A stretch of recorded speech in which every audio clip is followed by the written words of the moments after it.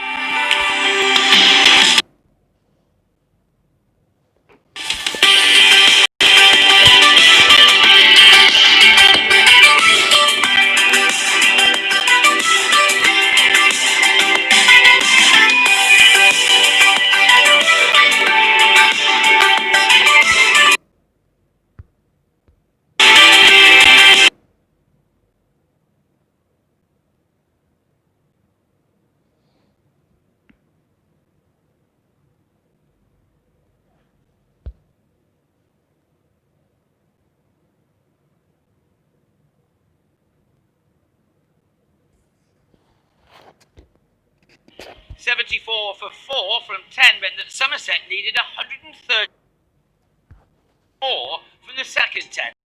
Possible, and Smead hadn't given up. An impressive innings seeing him to a maiden half-century. Reached with a 6 off Tom Smith. His runs coming of 36 balls. On an otherwise disappointing afternoon at this stage, Somerset could take great heart from Smead's performance. He was dropped on and Gregory used that to try to change the course of the game with a huge 6 off Payne, brought down to 77 of the final 5 overs. Gregory has won games from similar positions in the past, and he now attacked Howell with some punishing shots. Howell, however, showed off his skills. A slower ball completely foxing Gregory, who was stumped on 38 off 21, ending a stand of 65. The runs required now at 67 from 4 overs. Tom Lammonby did his best, 2 huge sixes off Higgins, just about keeping his side in a game that moments earlier was well out of reach. 50 now needed off 3. Smead then smashed Howell out of the ground twice off 2 balls to move into the 70s. Somerset taking 17 runs off the 18th over, and now, unbelievably, the game was in the balance. These 2 youngsters providing plenty of entertainment. Smead showed the strength of the Somerset Academy by then smashing the first ball of the penultimate over into the river. It was now becoming an astonishing chase. But it was halted when Smead tried to go big once more, only to be taken on the boundary's edge by Cobain. A fabulous innings ending on 82, made from 49 balls. Next ball, Lammonby was bowled by Higgins, his 17 runs coming off 6, but it was all too late for his side. 20 left to find off the final over. Payne then ensured another win for his team, a 5th in succession, by bowling Van der Merwe with a perfect Yorker. Somerset ending on 192 for 8. So Gloucestershire took the match by 11 runs to make qualification out of the group stage for them highly likely, while Somerset are left with an awful lot to do to match.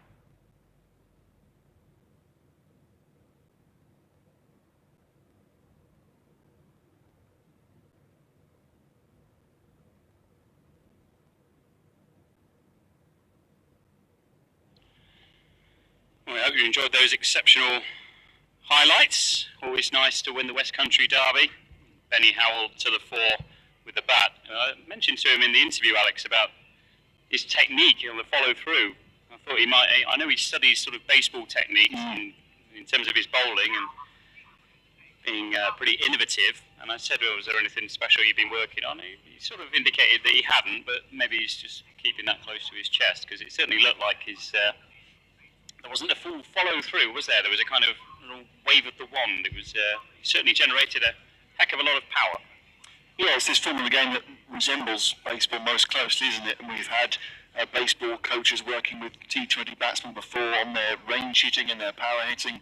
And like you say, Benny Howell has transferred a lot of baseball pitching into his bowling with all his different change-ups and everything else that comes with his multitude of variations that he's got in his armoury.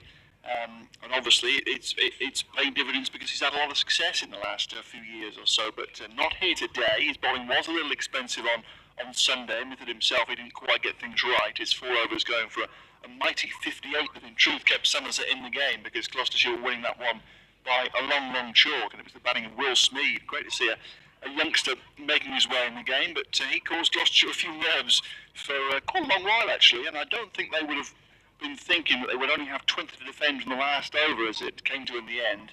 David Payne managed to get the job done, but another victory in the can, not only here today, could see them qualify for the quarter-finals. If Worcestershire were to beat Northants later tonight, that one's a 6:30 start, and the Gloucesters were to win here, then the quarter-final place could be booked. Well, the black and yellow theme song is out, and the players are on the pitch as well. Chris Dent and Miles Hammond opening up for Richard Dawson's side. Our umpires today, Ian Blackwell and Jeremy Lloyds. Gloucestershire, top of the central group, 11 points, a very healthy net run rate as well. Warwickshire's net run rate means that they are joint second, but they currently sit third behind Northants on 9 points. So just 2-point gap between these two sides. Warwickshire, or Birmingham Bears I should call them, have recovered very well since that trouncing that Ian Cobain and Tom Smith dished out at Edgbaston. Miles Hammond to face the opening delivery on a glorious day here in North Bristol.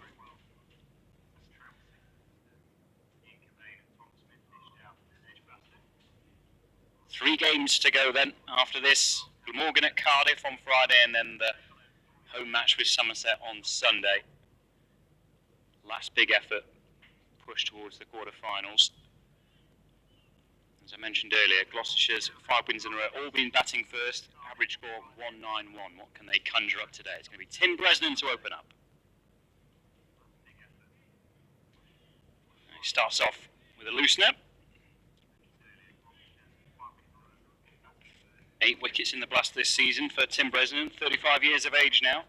Made his T20 debut 17 years ago. I had a look at the scorecard. He was batting alongside Richard Blakey, which gives you an indication of how long ago that was. Short and run up he's going for here. Ooh. It's popped off a leading edge, but it's landed safely, and it's the first run off the bat anyway to Miles Hammond. Just turned the face quickly there. As mentioned, there's a shortened run up there from Tim Bresnan. Maybe it just leapt up a little bit, caught Hammond unawares.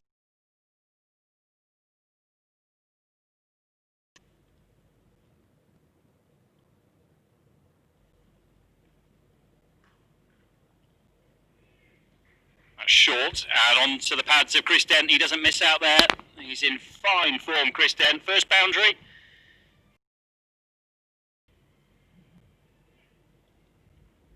Yeah, poor line with the just the one man back on the leg side. Easy turn around for Dent round the corner.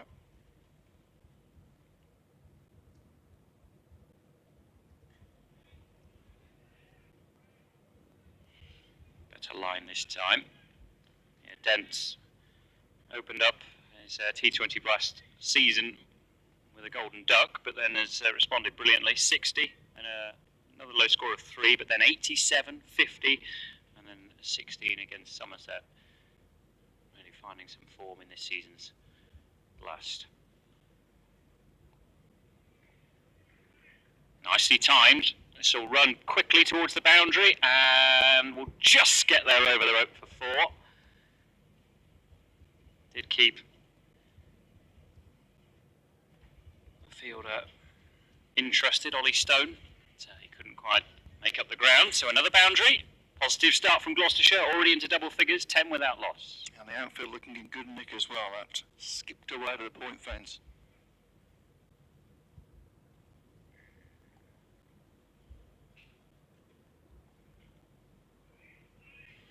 Nice drive, but again, finds Ollie Stone this time. Yeah, good to see Stone back. Had a injury earlier in the summer as well after this one game, and you fear that team's going to miss a decent portion of cricket. He's spent far too long out of the game so far in his career.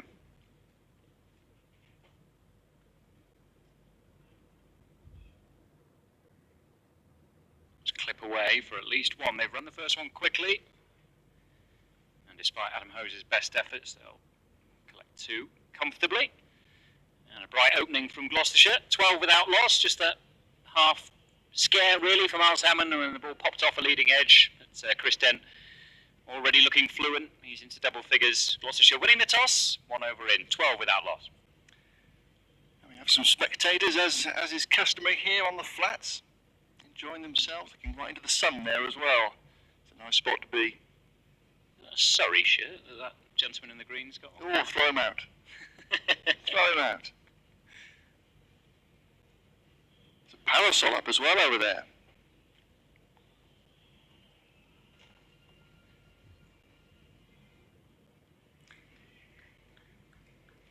So it'll be Patel with his off spin, all his years of experience to open up from the pavilion end. Hammond the left-hander on strike.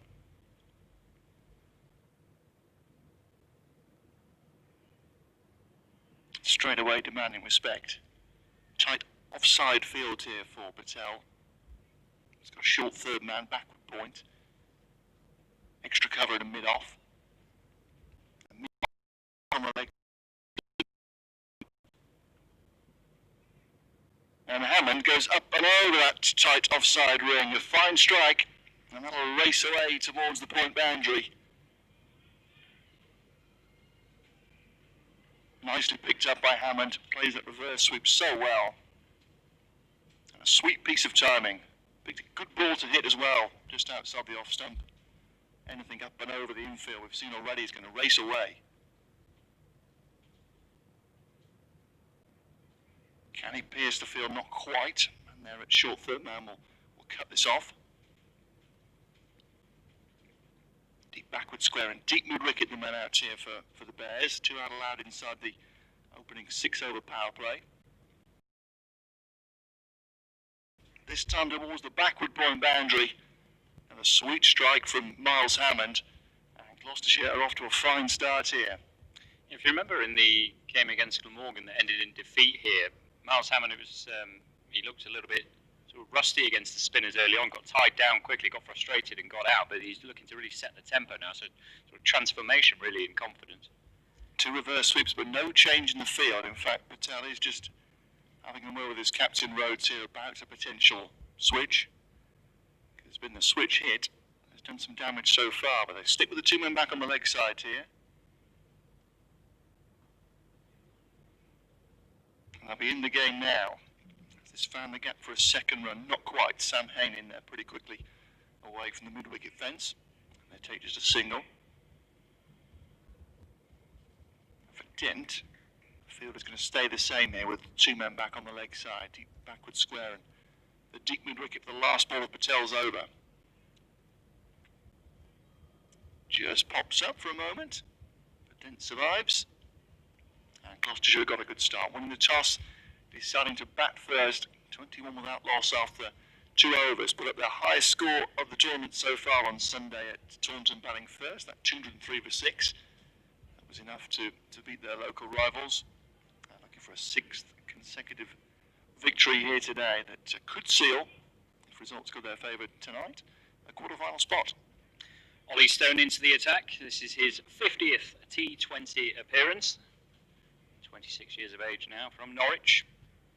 10 wickets for the Bears in this season's competition. Bowling from the Ashley Down Road end.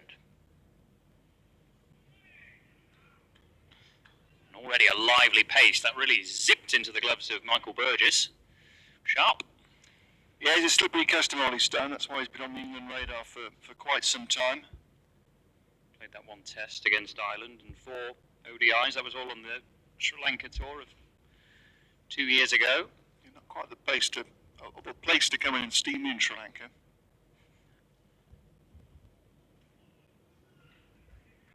Whoosh. Wow!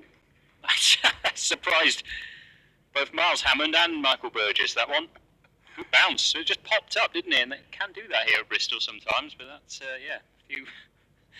This is what you watch cricket for, really.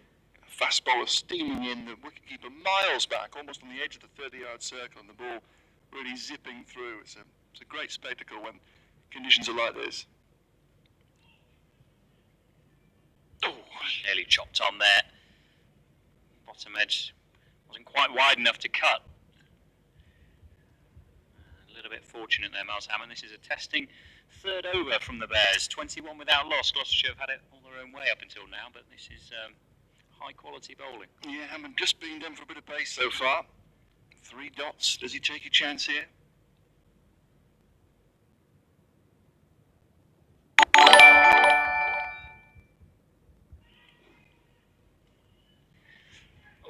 Stifled a bit. I think it was going down the leg side, that just shaping in. I think he feels like he missed out there. That wasn't too far off a half volley. Looking to whip that through mid-wicket, which if he plays it square enough, there's quite a big gap there. Man posted on the deep square leg boundary. I don't reckon I haven't seen too many of these so far. They have flown through. Yeah, ball on the pads that he could have worked away, but it was onto him so quickly. Full, not timed perfectly, but he's got the legs on it, I think. Patel gives up the chase. It's full and a bit wide this time, on the replay. He's bowling at a very good... It's a release for Miles Hammond, just broke the wrist as he played that shot, managed to get enough power. It didn't sound like it was off the middle, did it, Alex? But no, just steered away. That's the one benefit of facing pace, that anything on it can. See the ball flying away from the infield. Just lost his line and length there, Ollie Stone. Last ball of an impressive over coming up.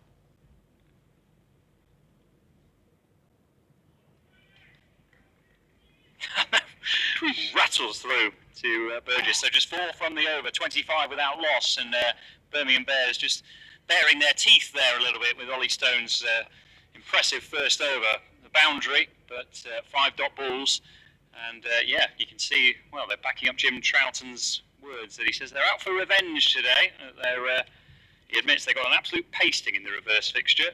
They did, yeah. Gloucestershire totally dominated that game. Only 12 overs they had to bat, but put up 157 with that miraculous hitting from Ian Cobain. So the Bears, no doubt, after a revenge mission this afternoon, to keep their little run going as well. 3 wins on the spin with the Bears, got themselves right into playoff contention. And now Henry Brooks taking over at the pavilion end. He's not slow either, Henry Brooks, can really get it through. He's also been on the England radar. He's played for the England Lions, hasn't he? 21. A little bit of shape into the left-hander there. Got third man and a deep square man back here. Otherwise a regulation ring field, a short fine leg, mid-wicket, mid-on, mid-off. 3 square on the offside. Swing and a miss from Dent. Going to go downtown as he did so successfully at Taunton on Sunday. Took the second over from Lewis Gregory for plenty. Striking the ball sweetly directly over the bowler's head. Just misses out there.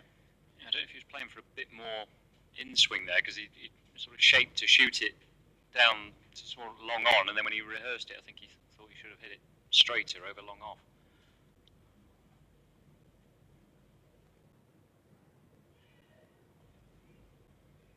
Trying to manufacture a bit of room. Brooks, intelligent stuff, following Dent.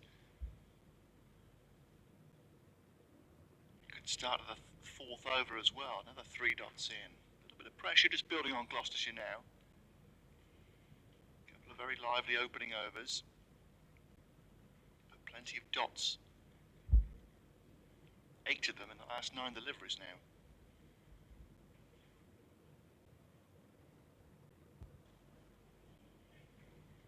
Now this one's picked up. It's not perfectly struck. Will it find grass? It does out at deep mid-wicket. Man from deep square can't get around in time. And they'll jog back for the second run. Yeah, slow ball. I think he picked it, but just didn't quite time it there. And found the gap before Sam Hain cut the ball off. He had a lot of ground to make up there. He's a deep backward square leg. Ended up picking it up at cow corner reach.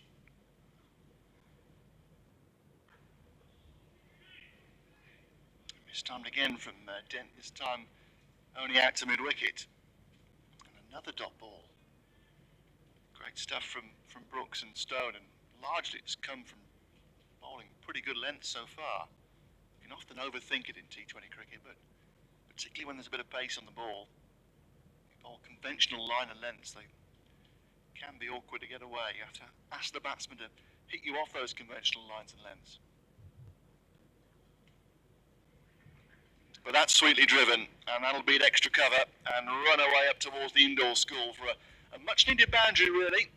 Ends the over in good health for Gloucestershire.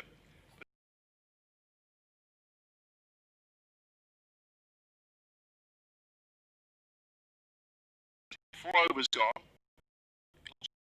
31 without loss. Glorious shot that. Both batsmen have faced the same number of deliveries. 3 boundaries apiece. Stone to continue from the Ashley Down Road end. Rightly Sun. so, yeah. Yeah, Sun back out. I'd want to slip in here if I was Stone, the way the ball's flying through. No one catching at the moment. Nasty Yorker, well dug out. Now scamper a single here as well. Miles Hammond quite relieved to get up the other end. In fact, I think he's broken his bat. Yep, he's not happy with it. It was right on the toe.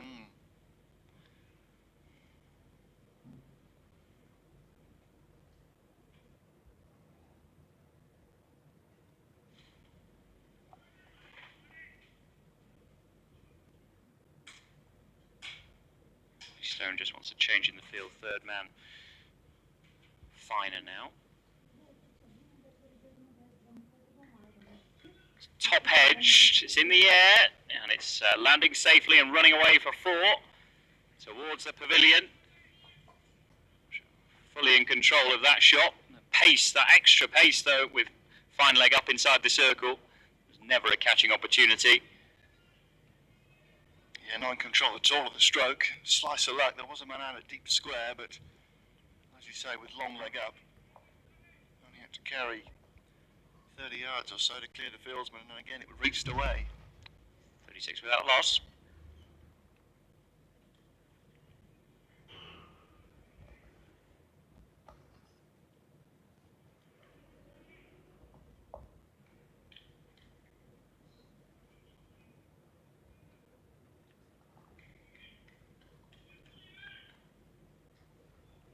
Just here, Henry Brooks there at third man, clapping and encouraging. The noise echoing round the ground with no supporters allowed in.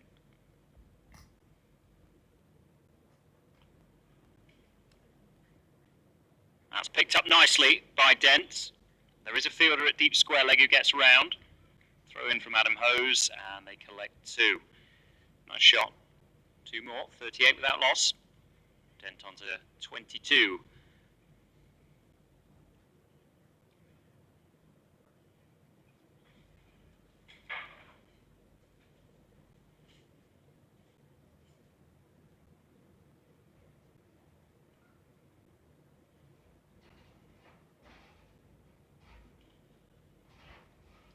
It's the first slower ball that Stone has attempted, and it's cost him a wide. Yeah, again, it's a classic case of overthinking it. You're bowling very, very sharply. Just hit the top of the off stump.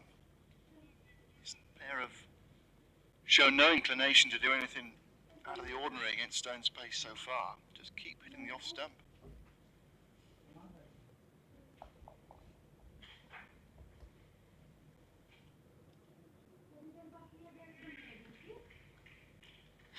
Gone back to pace there. That was quick, but too short, and a no ball signal by Jeremy Lloyd in what could well be his final match. He got a guard of honour in the recent, truncated, unfortunately, Bob Willis Trophy match against Northamptonshire. This could well be one of his last Vitality Blast matches. Same with Jeetan Patel, actually, who's on the pitch today. It's his final season as a professional cricketer. Full toss, given the treatment up to mid-off. And a misfield. I mean, it went quickly, but Will Rhodes, the captain there, making a bit of a mess of that one, and has to go and collect it. I'm sure Ollie Stone will thank him for that. It wasn't a great delivery, to be honest. It was hit firmly, but you'd have expected him to stop that. And 4 more runs. 45 without loss then. Dent 26, Hammond 15. Getting towards a 50 partnership inside the power play. It's a positive start again. Long over this one. Becoming an expensive one. Up to Rhodes once more, but he's in behind this, and there's no run. So, end of the 5th. 45 without loss. Dent 26, Hammond 15. A couple of extras in that from Ollie Stone, less disciplined than his previous over, and Gloucestershire will be very satisfied with their opening 5-over burst. Having won the toss and elected to bat first, Miles Hammond getting his change of bat now. Jeetan Patel will be back on to bowl. Mentioned it's his final season. 239 T20 appearances in his career, including this one. Surprisingly, no 5-wicket hauls. And he has been a hugely valuable contributor. 40 years of age now, and of course he's been working as England's spin consultant, hasn't he, up until recently? When, was it visa complications? Correct, yeah. Couldn't carry on. Wasn't able to get over and give his thoughts to Don Bess and Jack Leach. But he's been one of the leading overseas performers in county cricket for a long, long time now, particularly before Simon Harmer came on the scene for Essex. Trying to use all this experience now in the final over of the power play. Hammond took him on the reverse sweep twice in his previous over, and as such now there's a deep point stationed. Deep square is out as well. As we cut away towards that man at deep point, is there a chance for a second run? Not quite. Good scramble by Hose on the boundary, coming to his left-hand side. And now for Dent, the extra man goes back on the leg side. So deep backward square and deep mid-wicket. Back here for Dent, and the point man comes up. So didn't try to target that leg side, can't get it through the infield. They do scramble through for a single. That was the new slimline Jake Lintott at short third man, who obviously Gloucestershire fans will be aware of, and it was on his favoured left side, and it wasn't far away. A direct hit, he would have been out there. Fired in by Patel, and Hammond content to just push it back. Knows that Gloucestershire have got a good start here. 3 balls to go in the power play. A blistering power play so far, but a positive one. And this opening partnership still intact. And the dot ball once more. Timing the cut stroke and finding extra cover. They've got a good platform here, Gloucestershire. Alarming statistics about losing wickets in the power play. No damage so far here. Just forced away, it slid back into him, and again they'll scramble through the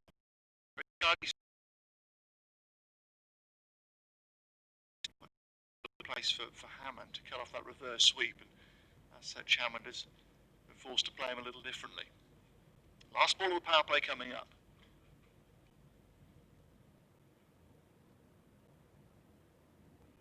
Steered away and saved on the edge of the 30-yard circle. Good piece of fielding. Keeps him again down to just a single. So tardy stuff for Patel to complete the power play. Only 4 singles from the 6th. Gloucestershire have completed the power play, having won the toss on 49 without loss. Hammond 17 and Dint 28. Just draw your attention to a competition we've got running today, courtesy of our good friends at St Austell. This will be right up your street, Alex, even though you're not allowed to enter. This is Bath Ale's Gem. We've got a competition, hashtag Gem of a Ball. Now, basically, you can enter on Twitter or Facebook.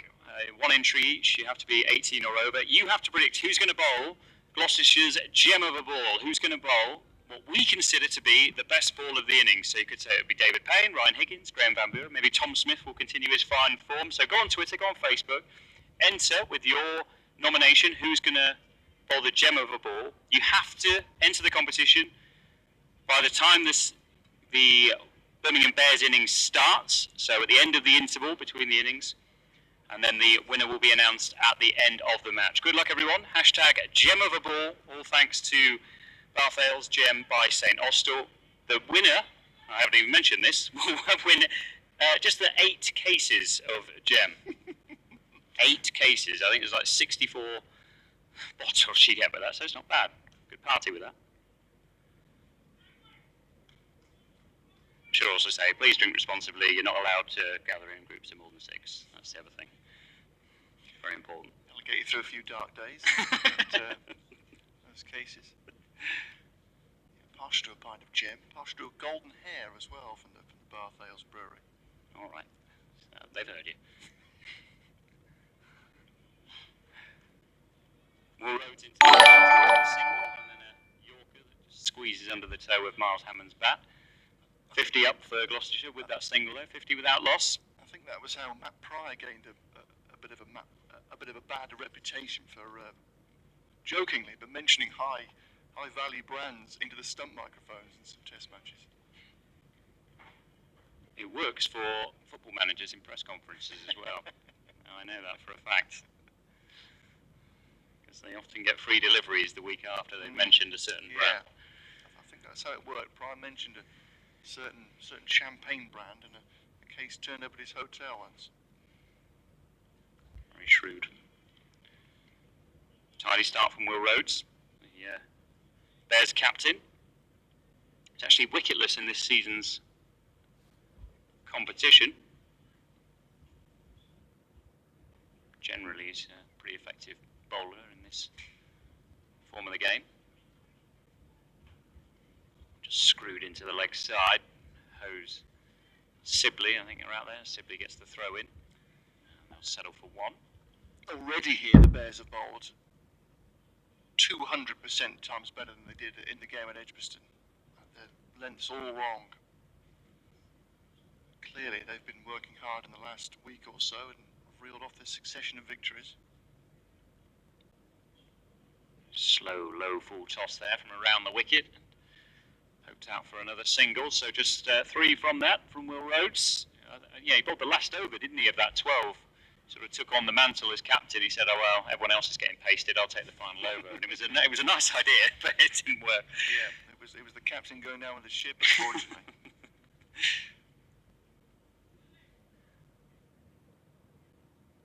Shorts on the balcony. So now here comes Jake Lintott. It's been a fine story on his return for the Bears in this T20 competition, combining the day job with a bit of professional cricket. 3 games for the Gloucesters back in 2018, including a quarter-final. Slipped out of the game since then, but back here at the pavilion end. And immediately an appeal, and not out, says umpire Blackwell, maybe just squeezing down the leg side. Left arm wrist spin, Chinaman in old money. Didn't appear to grip too much, just slid on. Probably going down. Not far away though. Oh, but this turns. Oof. First one slid on, but this grips away from the left-handed dent. Nicely bowled from Lintott. 7 wickets so far in the competition, an economy of just above 5.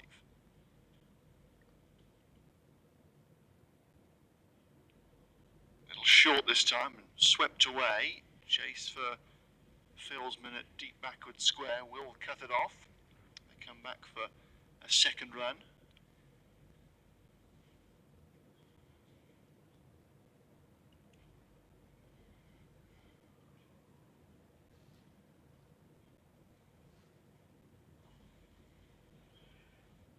Swept away, not perfectly timed. This time it will just be a single, too close to Brooks running away from deep square this time. Deep square, deep mid wicket, long on, long off. A deep cover back here for Lintott. A short third man backward point, short fine leg and an extra cover.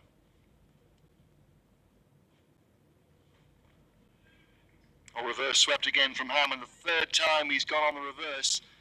And again, excellent execution, up and over short third man, down towards the flats for a much needed boundary really for Gloucestershire, just to get them going again here. Quite a little period towards the back end of the power play. A good start from Lintott. Just probably got his line wrong there. Allowed Hammond a bit of a free hit outside the off stump, but he's got plenty on it. And he goes to 22.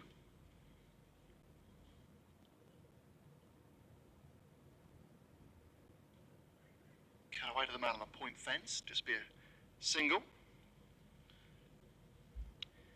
Yeah, he's bunking off school again today, Jake Lintott, isn't he? Because he's head of cricket at Queen's College in Taunton. That's where he's from originally, and he's having to take quite a few days off. I think when these teams played, when he's been playing at Edgbaston recently, I think so. When he played against Gloucestershire at Edgbaston, he got home from Birmingham at 2 in the morning, and he was up coaching at 9. So he's having to juggle a fair few commitments at the moment. Yeah, his professional career has sort of taken him on a journey up the M5, because he started at Somerset, played all the age group cricket there, but never cracked it in the first team. A little bit of time here at Bristol. Roads to continue. There's another misfield there, and it'll run towards the long leg boundary and get there. 4 useful runs there. It was a first boundary that Will Rhodes has conceded, straying onto the pads. Again, I think the fielding, you could ask 1 or 2 questions there, not particularly slick. Gloucestershire won't mind, on to 64. Yeah, a couple of times saves on the very edge of the circle haven't been made.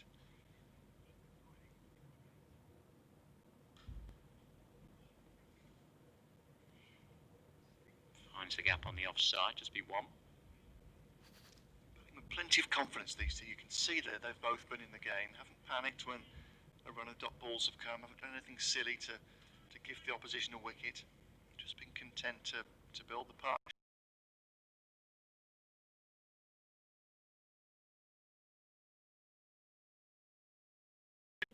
Top of the bounce there, Dent. Again, it will be just going along at a nice rate, aren't they? They're not don't appear hurried. Just in a good groove.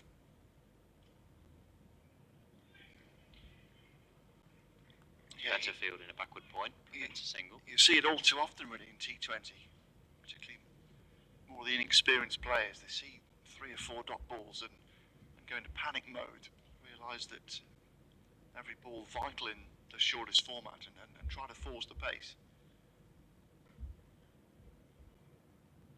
Short arm pull there down the ground from Miles Hammond. Run to the total, 67 without loss. Gloucestershire know here that they've got players to come that can do a lot of damage.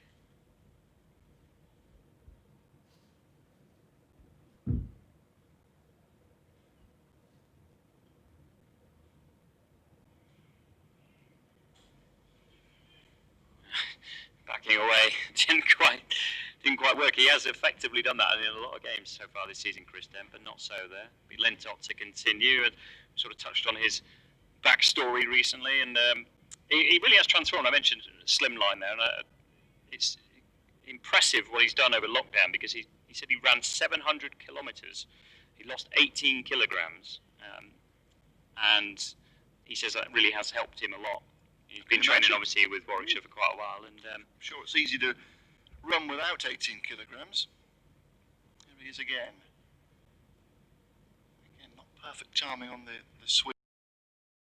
in terms of playing in this season's competition, so that gives him a USP. And of course, Gloucestershire, one of the few teams who have probably faced him in the nets. But many others, he's a bit of a mystery. Very much so, yeah. Again, trying to sweep conventionally, Denton, and not timing. This time out the deep mid wicket. Kane coming in to collect. Plays his club cricket for Clevedon. He's the pro there, so.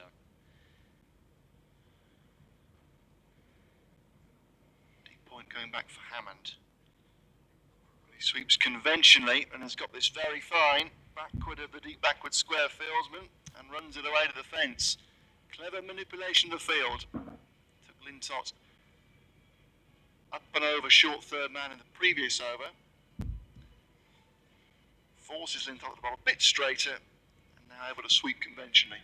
We've seen one absolutely ragged, didn't we? And he tossed that up. It looked like he was trying to look to turn that quite sharply. I don't think he's bowled a ball since like that, actually, that just pitches on a decent length and tries to turn. That was better, maybe a little short. Pulled away again. Again, just one run into the deep. It's very quick action, isn't he? His approach and his delivery is fast. He hurries the batsman. So most of the deliveries are fairly sharp. Another sweep from Dent.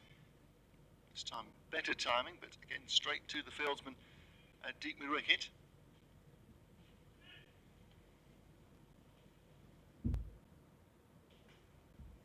Steady accumulation by this pair, building this score, building this partnership. That's nicely timed and has beaten the infield. Chase Haffer Patel here towards the cover fence. And he's just going to pull it in. Good work from the veteran. And they're able to come scampering back for the third run to end the over.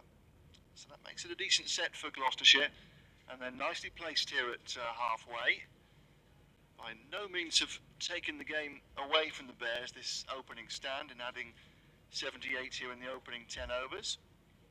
Plenty of batting to come, and batting that's also been in good form. A number of players with over 100 runs in the competition so far for Gloucestershire, combined with 221 of them. Higgins and Hammond and Jack Taylor have also, along with Dent, got into 3 figures. Their batsmen have been in nick so far, so despite not racing away here in the opening 10, they'll be very content with this start. Yeah, the run rate since the power play 7.25, so comfortable without being outstanding. Good platform, roads to continue around the wicket.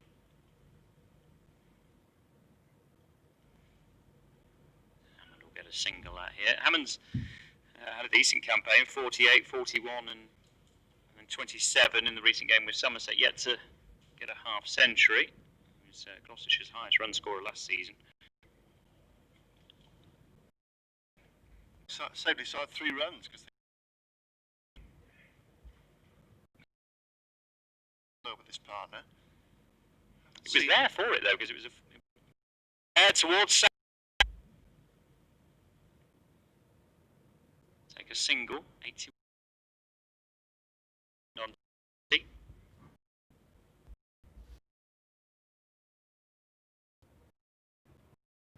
Safely. It was a miscue, and he got that correctly. I think he might well have been caught.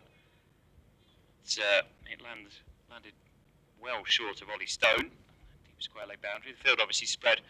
Fielding restrictions lifted. Struggling to find the boundary at the moment. That's hit away nicely though, and Sam Haynes not going to get to that. That's 4. Towards the groundsman's huts, which during the interval today, because they've been completely revamped by Silent Hobo, the street artist, whose back catalogue of work is absolutely astonishing. If you go on his website, you can see he's worked on the Olympics, he's worked for some huge companies, Google, Coca-Cola, and Gloucestershire now as well. He lives in Bristol, he's a regular down here, and he's created some fantastic work. It's commissioned by the county, and I'll be taking you around all of those pieces during the interval. As for now, it's 86 without loss, 9 overs remaining of the Gloucestershire innings. Yeah, that boundary just makes it a decent over for the Gloucesters again, but Patel back now with more spin at the pavilion end. Manufacturing himself a little angle. Just a single to begin the 12th. Field back at man there at deep cover. Now goes to deep point for Hammond. Long off, long on, deep mid wicket and deep backward square. The men out. Just that fielder in the deep on the offside. Much squarer now for Hammond, having played those 3 reverse sweeps. A couple of them off Patel. In fact, he's being moved to more of a backward point position now in the deep. So Hammond goes the other way, but just down 2 long on for a single. Fieldsman running away from the Hammond room.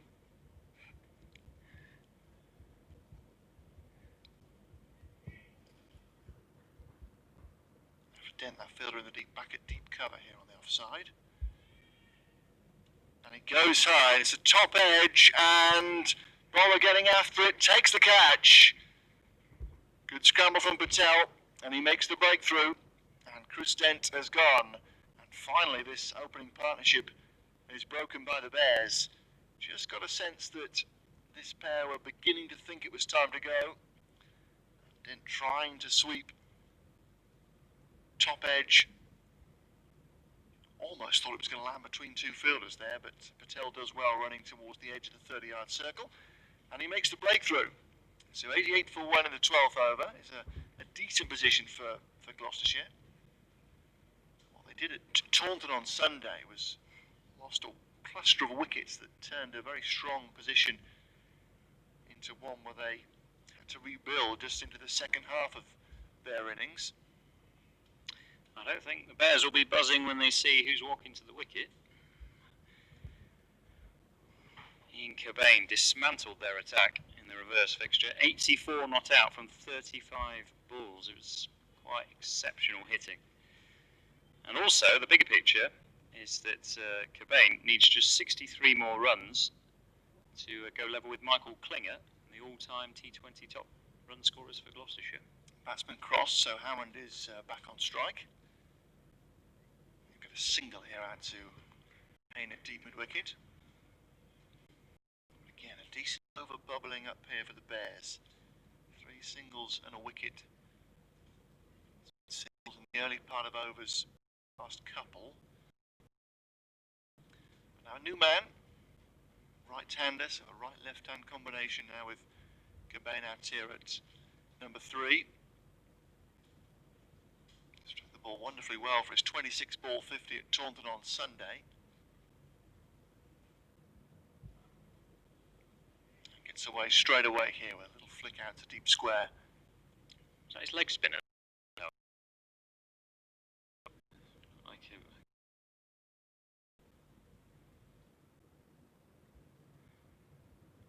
Can Patel get out of the over here? It's been a really good one for the Bears. Oh, sliced away, huge slice of luck. Running away towards the fine leg fence will be cut off. And they get back 4, in fact just a single, to end the 12th. Good scramble from the fielder away from short fine legs. So that's a really, really good set from Jean Patel. Even though wickets have been hard to come by for the Bears, I think they'll be fairly content with their position. 91 on the board after 12 overs. Ammunition to come for the Gloucesters, of course. Can they build on this solid start? That's all we can say about the start. A solid platform built by Hammond and Dent. Just content to accumulate really in the first part of the innings. Ollie Stone returns. Yeah, The good, Ashley down road end. good move. New batsman potentially to bowl at here, and Hammond in particular looked uncomfortable against him. 2 overs for 18 so far. And this is definitely played. They're going to run the first one quickly. Through coming into the bowler's end, and they get there pretty comfortably in the end. That was very well measured by Hammond. Just dropped it into the onside. The fielder's set back. All on the leg side. 2 runs to the total. Good running. 93 for 1. Hammond 1 away from his first half century in this season's blast.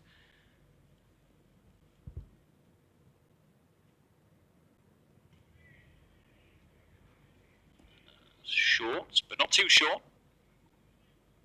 Umpire just says things for Gloucestershire. Miles Hammond, can you make it number 4?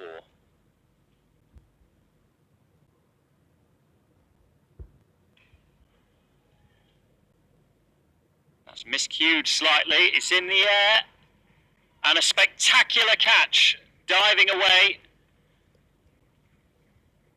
Well, it looked like the ball was the favourite there. I thought Miles Hammond was going to get to 50. Wasn't quite timed as he would have wished. It was going to drop inside the boundary. I think he was trying to go bigger than that. But the fielder out there on the far side has made good ground, and then a big leap forward. 2 hands, got to the ball, took the ball low to the ground, and has pulled off a spectacular catch. I have been saying that Bears fielding has been a little bit under par, but that was anything but. 93 for 2. Hammond goes for a very well made 49. Had 1 or 2 issues with Ollie Stone, and in the end, Stone gets his man. Yeah, tremendous catch. Not quite timed, but I did think that Hammond had enough on that to find the mid-wicket fence, but a really, really good scramble around the boundary. It was Dom Sibley out there, I think. Cracking catch. All that weight that Dom Sibley lost during lockdown has proved effective there, moving swiftly to his right-hand side, and very solid catch. So all of a sudden we've got 2 new batsmen out there, and the Gloucesters with 7 overs to go after this have just got a little bit of rebuilding to do once again. Ryan Higgins is the new man, but the batsman crossed while the ball was in the air, so it'll be Ian Cobain to face Ollie Stone, who's bowling at a very good rate. I'm not sure, I haven't got a speedometer here unfortunately, but he must be close to 90. Again, surprised they haven't got a slip in here. Chance against a new man.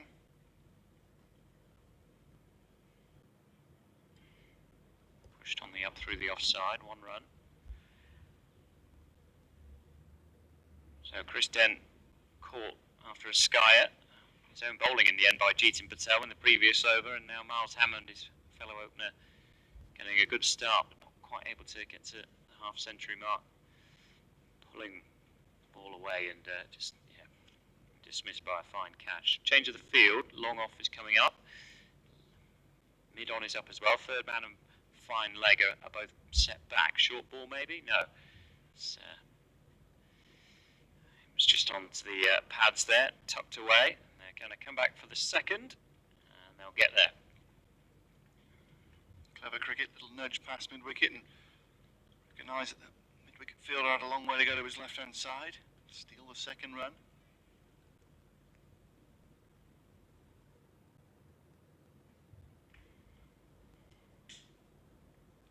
Higgins off the mark straight away.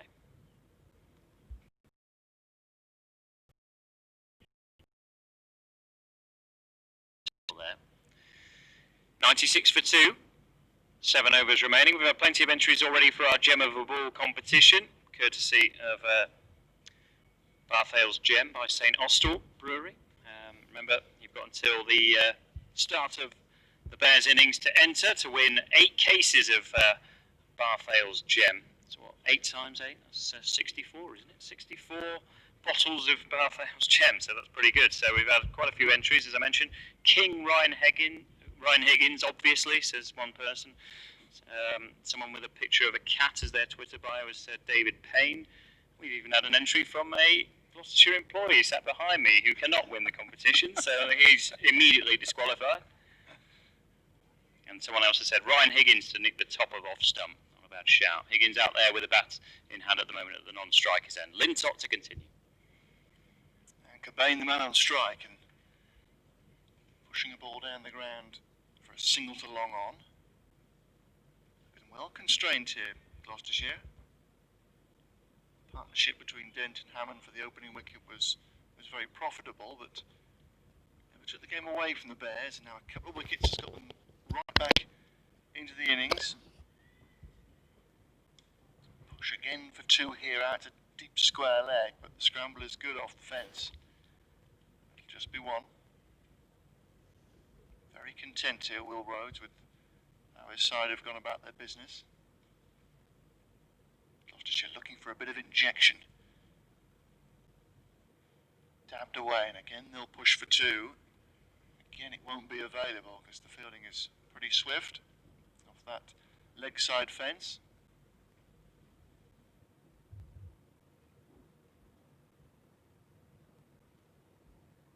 Pair of right-handers, which will please the Bears, having not had to put up with a right-left combination for too long. Find a gap, a man in very tight at covering very tight. Short third man and fine leg, the men in on the offside. And Todd's just going to bring the man round actually from mid wicket to the offside. So a huge gap there to leg if Higgins can negotiate. What he tries to do, pulling off around an off stump line, but again it'll just be one out the deep square. Very tidy, quiet stuff for the Bears. Flicking through a few cheap overs here, having taken the wickets of Dent and Hammond. 100 does come up though, but it's taken a while. And chip back to the bowler, and he can't cling on at the second attempt. Lintott leaping above his head. Got a good two hands to that, able to palm the ball up, but just not able to dive forward.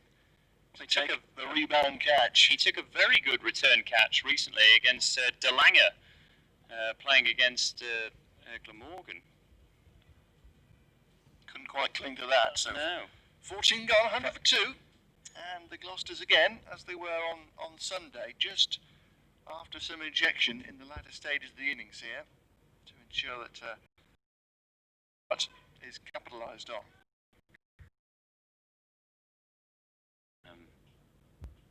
Obviously, that one maybe had about too much time. 100 up, 100 for two. Brooks back into the attack. Swing and a miss from Ryan Higgins. Just got a little bit tied down here, Gloucestershire. Remember, looking for their 6th victory in a row. Won the toss, batted first. Had it all their own way for much of it. 49 without loss after the power plays.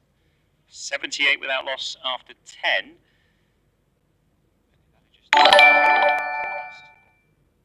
Overs. Lost a couple of wickets. Cut away. And, good ground made up there by Sibley. They'll just settle for one.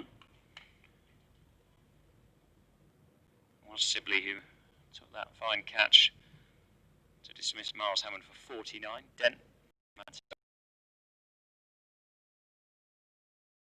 Strike. Well, as you can see, that's straight as you like. That's almost over the stumps and away for 4 runs. No chance for Adam Hose down there on the long on boundary. Mentioned the field was spread on the onside, but he's not afraid to hit it straight, even if it was slightly cross-batted. That's power. That is power from Ian Cobain, and moves him on to 8. 105 for 2. Really nicely struck. Such quick hands through the ball there from Cobain.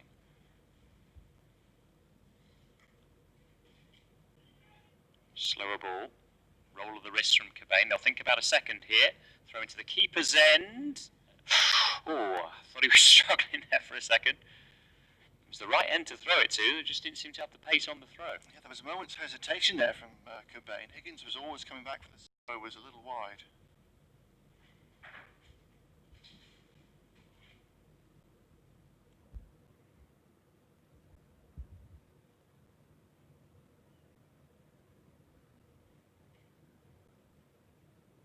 Brooks full, a little bit wide and carved away by Cobain. So the field is set more for a leg side shot. Not great bowling that, and gave him space. He's done really well there actually to manufacture the angle. It wasn't too far wide of the off stump. But again, excellent wrist, just opening the blade, carving an over backward point. This is the injection that Gloucestershire were after.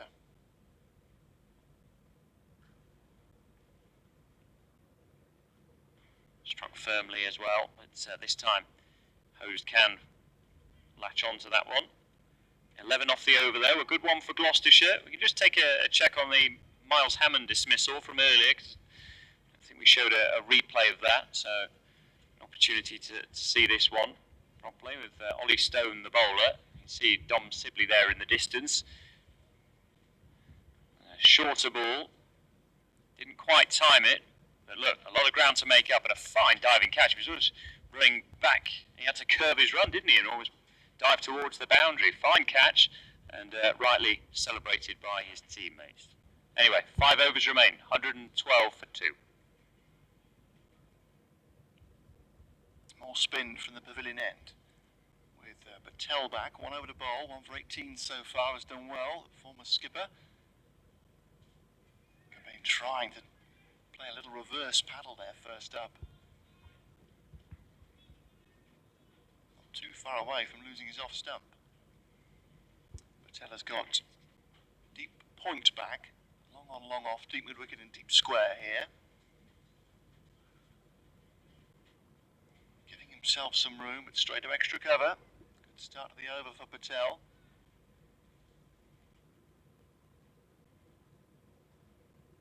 I'll hope that the reintroduction of spin will just quieten this mini comeback.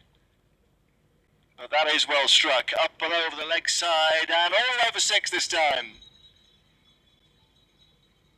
Bell rings out from the flats balcony. Fine strike from Ian Cobain. Length ball, and he's waited for it.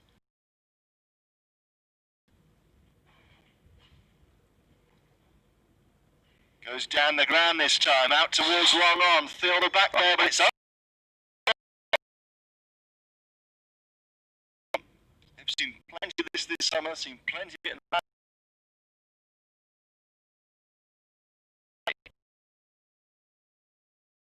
It down the ground for 6 more. So Patel returning from final over, but expensive here so far.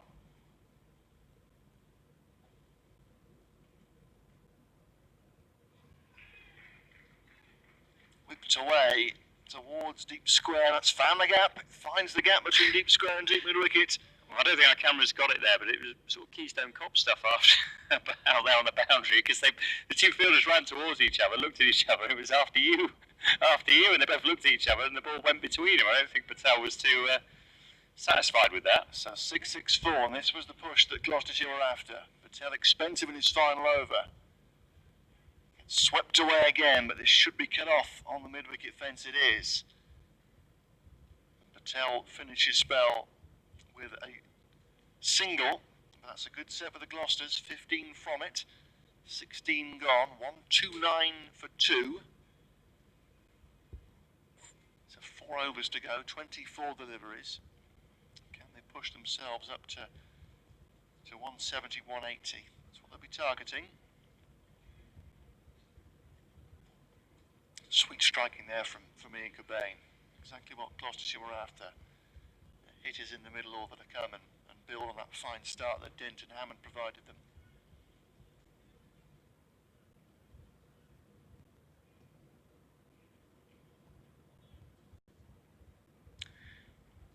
Brooks to continue.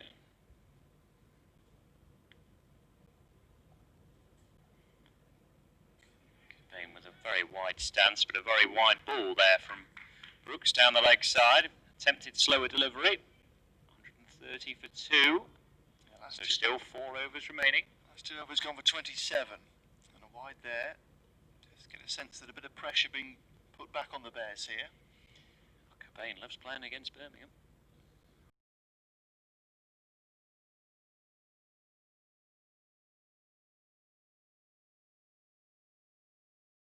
No ball. Yeah, losing their discipline here. Bears at the moment.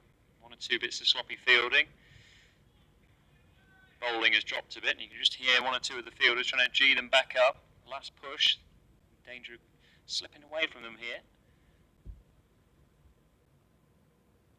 Crucial period in this. Crucial period.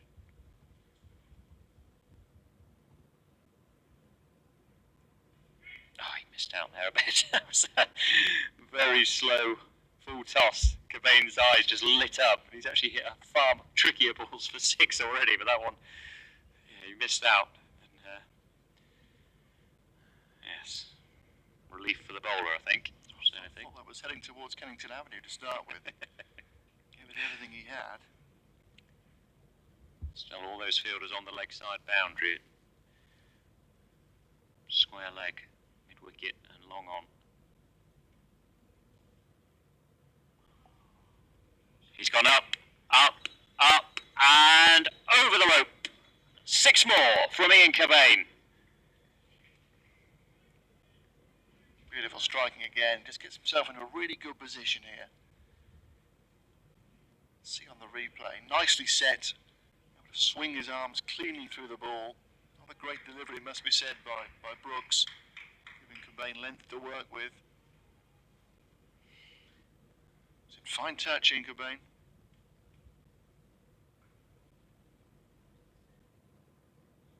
Now this one, as he timed it so well, the fielder looked like he was going to set himself and then watches it sail over his head. Will Rhodes, the captain, rather dejectedly retrieves the ball because his team are unravelling here, and it's Ian Cobain again, just as he did at Edgbaston. 44 now.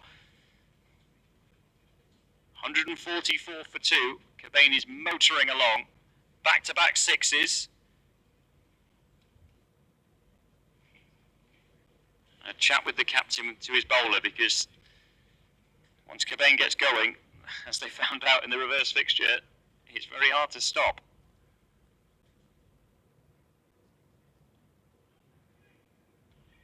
Just thinking, what's he going to bowl here? And a Yorker is a very fine riposte. Yeah, needed it because it was becoming a very, very expensive over, but speeded in. Cobain has got the Gloucesters back on course for a really challenging total. Still 2 balls left of this over. Will he go for the Yorker again? Third man and fine legger up.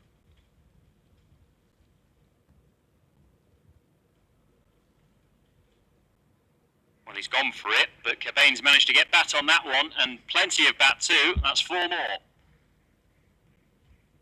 In fact, no, it's not. Sorry, I've completely misjudged that. I thought it was gone for 4. It's been taken in the team. Yeah, it's a bit unfortunate, really. It's very nicely timed once again by Cobain, but timed too well because he's found the man at deep point. Yard either side, it would have been 4 more. You're forgiven, Rob, for the big pillar in front of you. Well, yeah, I went on the batsman's body language. Oh, dear. So Cobain has to turn and walk off, but he's played a fine little cameo there, more than a cameo, really, to get the Gloucesters going again. But a badly needed wicket for the Bears. We're seeing their strong position slip away. 100 for 2 Gloucestershire were after 14 overs. And now with the ball to go in the 17th, 1-4-4, but now for 3. The Bears mightily relieved to see Cobain walking back to the pavilion.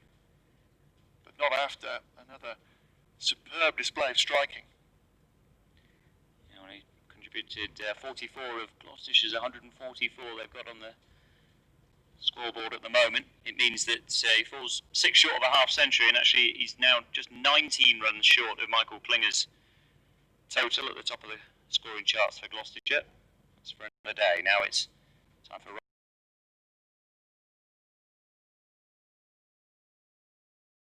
Brooks.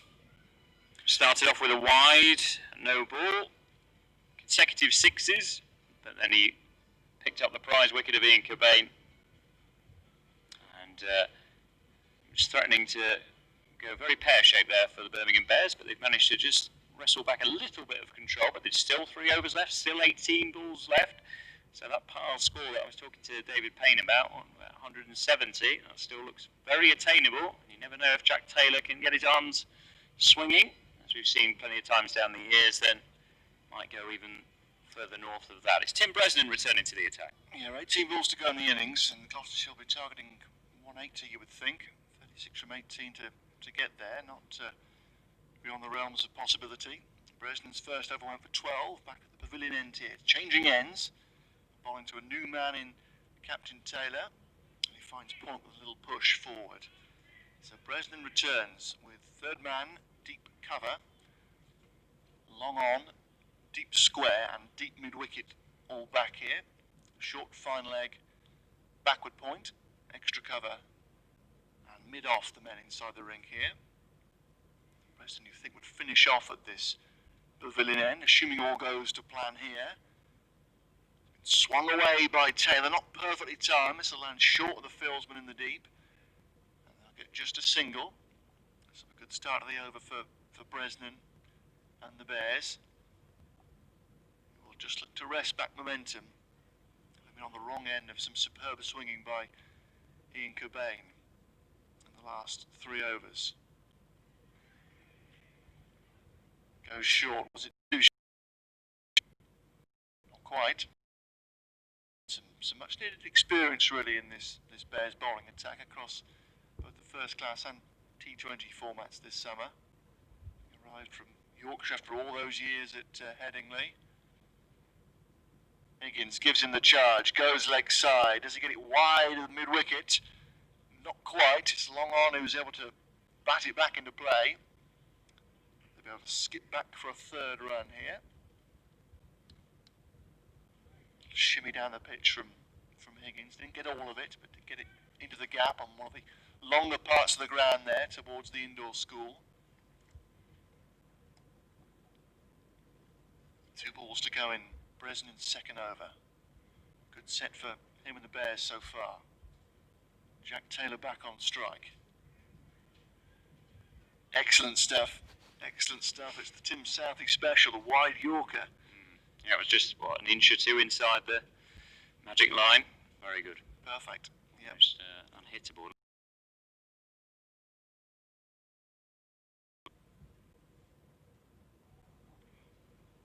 Taylor now picks one up, goes leg side, fielder on the very edge of the fence.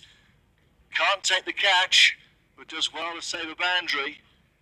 And they're going to come back for a second run. Really, really good work in the deep. Sibley over there again, who took that tremendous catch to dismiss Hammond. Very good piece of work, right on the edge of the fence. Great awareness of where the boundary was. Able to throw it back into play. Doesn't take it for 6. Taylor thought he had enough on that for a moment. Just 2 to finish the over. So the 150 up for 12 balls to go in the innings. Maybe now 170. Realistic target. Should have caught that. You see, it was in the air a long time. He had to suddenly back pedal. Great readjustment. Here comes the next over, and it's a wide, poor delivery there from Henry Brooks.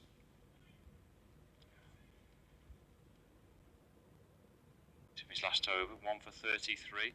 Picked up the wicket of Ian Cobain for 44 from just 21 balls, 3 4s and 4 6s in Cobain's innings. Strike rate in excess of 200. Threatened to take the game away from the Bears, but as things stand, it's quite nicely poised, this. 1 run to Higgins, fielded by Stone. So can Taylor put a couple out of the park here? This is what the Gloucesters need, just to ensure they go into half-time with the momentum. Benny Howell finished the innings off so well on Sunday at Taunton. his late cameo. Can Taylor provide something similar here?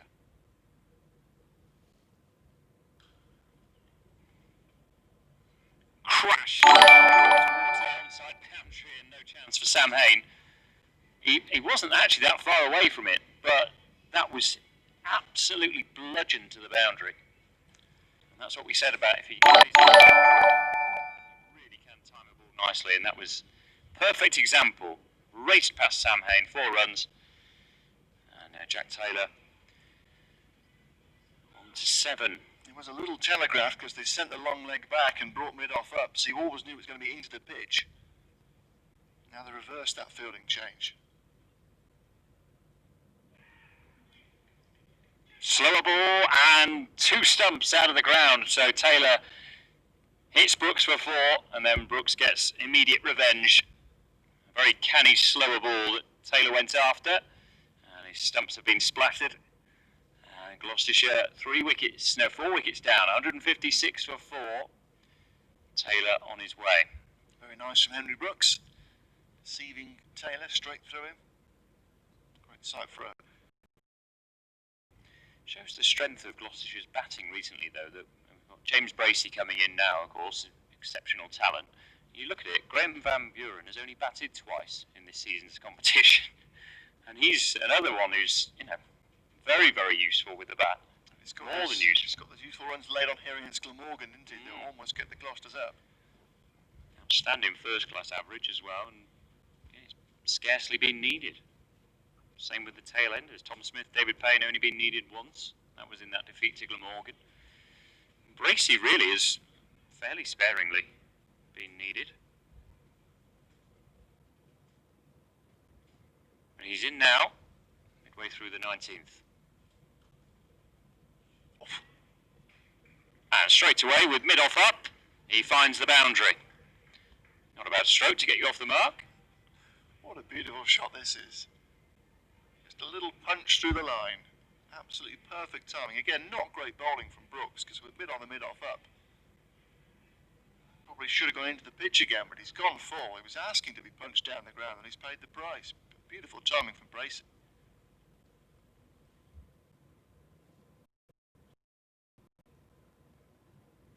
Slower ball picked by Bracey. Goes wide of long off, but the fielding is decent and they'll just settle for 1 this time. Higgins back on strike.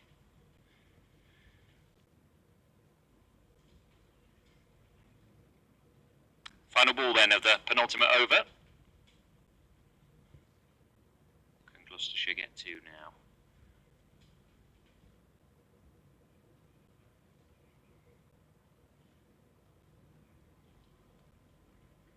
Sliced, but third man's up, and the outfield is quick. 4 runs.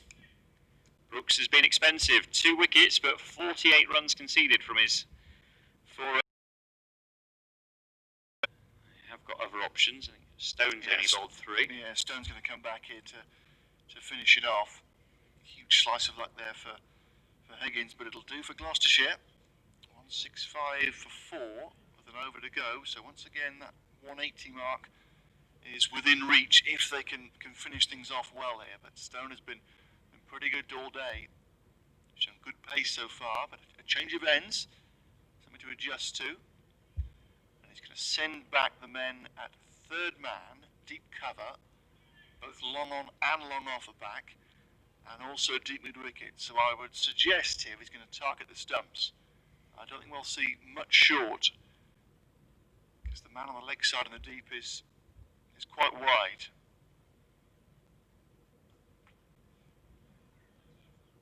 Oh, not enough on this, and this will be taken by Burgess, yes. Simple catch, and Stone strikes straight away in the last over. You could see what Bracey was trying to do. It was a decent option with short fine leg up inside the circle. Just couldn't quite get the deflection. Way too much bat on it. Quite high on the bat perhaps as well. Just popped up for a catch for Burgess. He didn't. It sort of followed him a bit, the ball, didn't it? He didn't quite get across enough. And as you say, it was... I'm not sure he meant to bowl it that full, Ollie Stone, so maybe a little bit of fortune there, but he's probably deserved it for the sort of pace and zip that he's bowled with and the skill. Yeah, the way the field was set, as I say, it was always going to be full of the stumps, and that's probably why Bracey premeditated a little ramp. I mean, there was a huge gap deep in the square.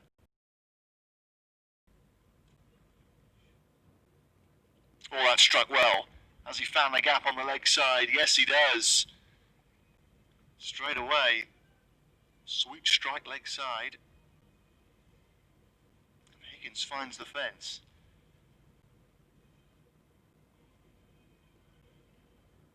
Yeah, again, it was at the stumps from Stone, fairly full.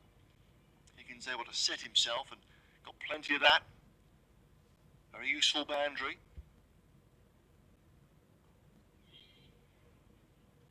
Excellent comeback, but can they get back for two? It's squirted away, and there's a chase out for Stone himself here, and they are able to come back for the second run. Excellent Yorker from Stone, and very unfortunate to concede a couple of runs. So not a bad final over here for Gloucestershire, despite losing Bracey. 3 balls to go. I think Stone will settle for not conceding a boundary. 180 still just about in reach.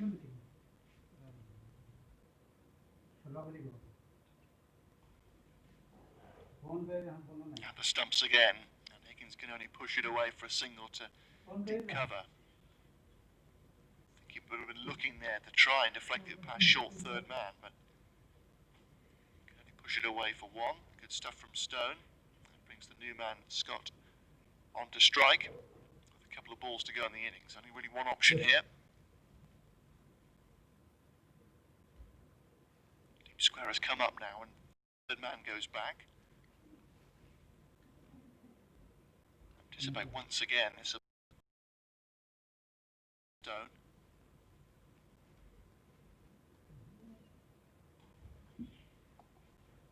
Yep, nice and full. And a direct hit of the bowlers there. That's superb work, and sliding away goes Tim Bresnan. Wonderful piece of fielding. And Scott has to go. They were always going to go through for the run, but it bounced up nicely for the fieldsman and extra cover. Probably 2.5 stumps to aim at. Takes out one of them. And how about that for a celebration? It's a superb piece of work. You know what it reminded me of? Dean Windass. You don't talk about Dean Windass in this part of the world.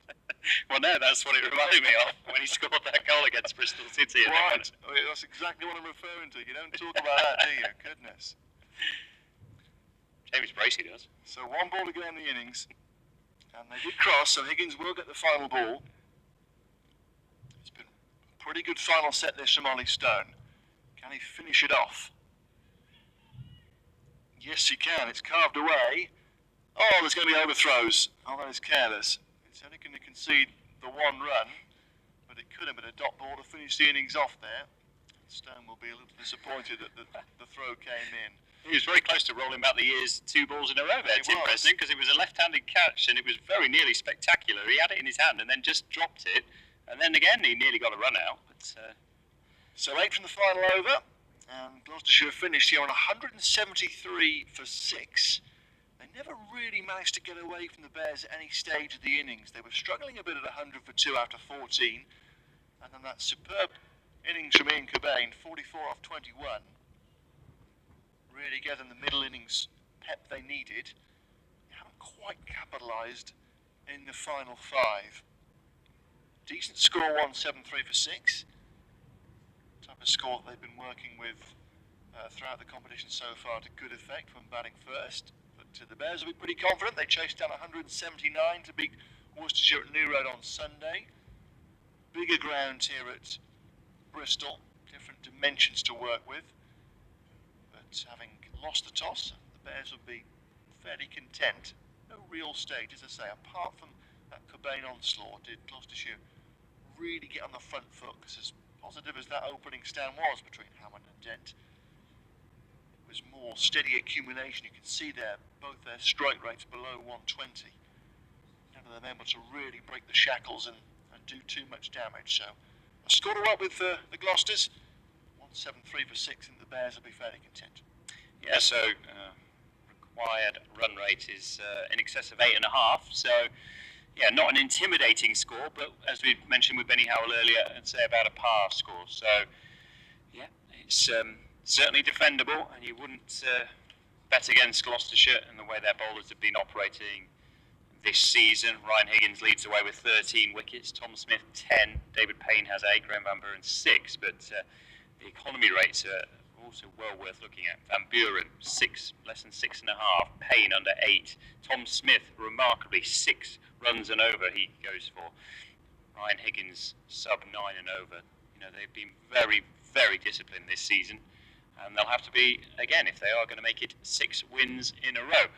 So, as I mentioned earlier, we've got a little thing to bring you during the interval. Also, a reminder that time is running out if you want to enter our competition to win 8 cases of Bath Ales Gem by St Austell Brewery. You can enter once on Twitter, once on Facebook. All you have to do is guess who is going to bowl the gem of a ball, hashtag gem of a ball for Gloucestershire in this innings. So, the best ball that we decide at the end, so whether David Payne just snicks off one of the openers with a Jaffa that moves away, well, we'll say David Payne, and then if you've said David Payne, then you get the cases of beer if you are chosen at random in our competition. It's hashtag gem of a ball. Get your entries in now. Competition's open to people at 18 years or over, and so you've got about 5-10 minutes left to enter. As for now, let's take you behind the scenes here. Obviously, unfortunately, we can't have supporters here at the Bristol County Ground, and we do miss you dearly at every game. It really is a huge, huge void here, as it is with every sporting event at the moment. But when you do return, safely of course, you'll be able to enjoy some remarkable and special artists as I went to have a look around before the game.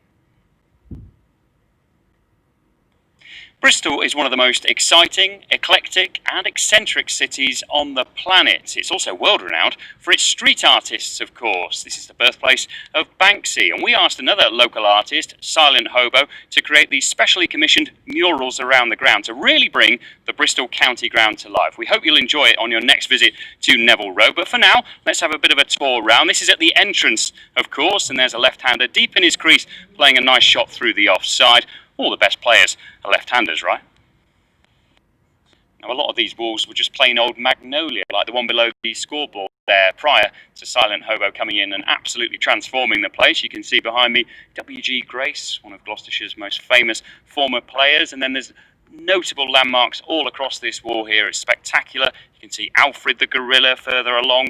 Of course, Bristol Zoo's famous resident, our mascot as well, sadly missed at the moment. He's fine. His suit's just up in the office, just waiting for us for next season, hopefully when we can have fans back.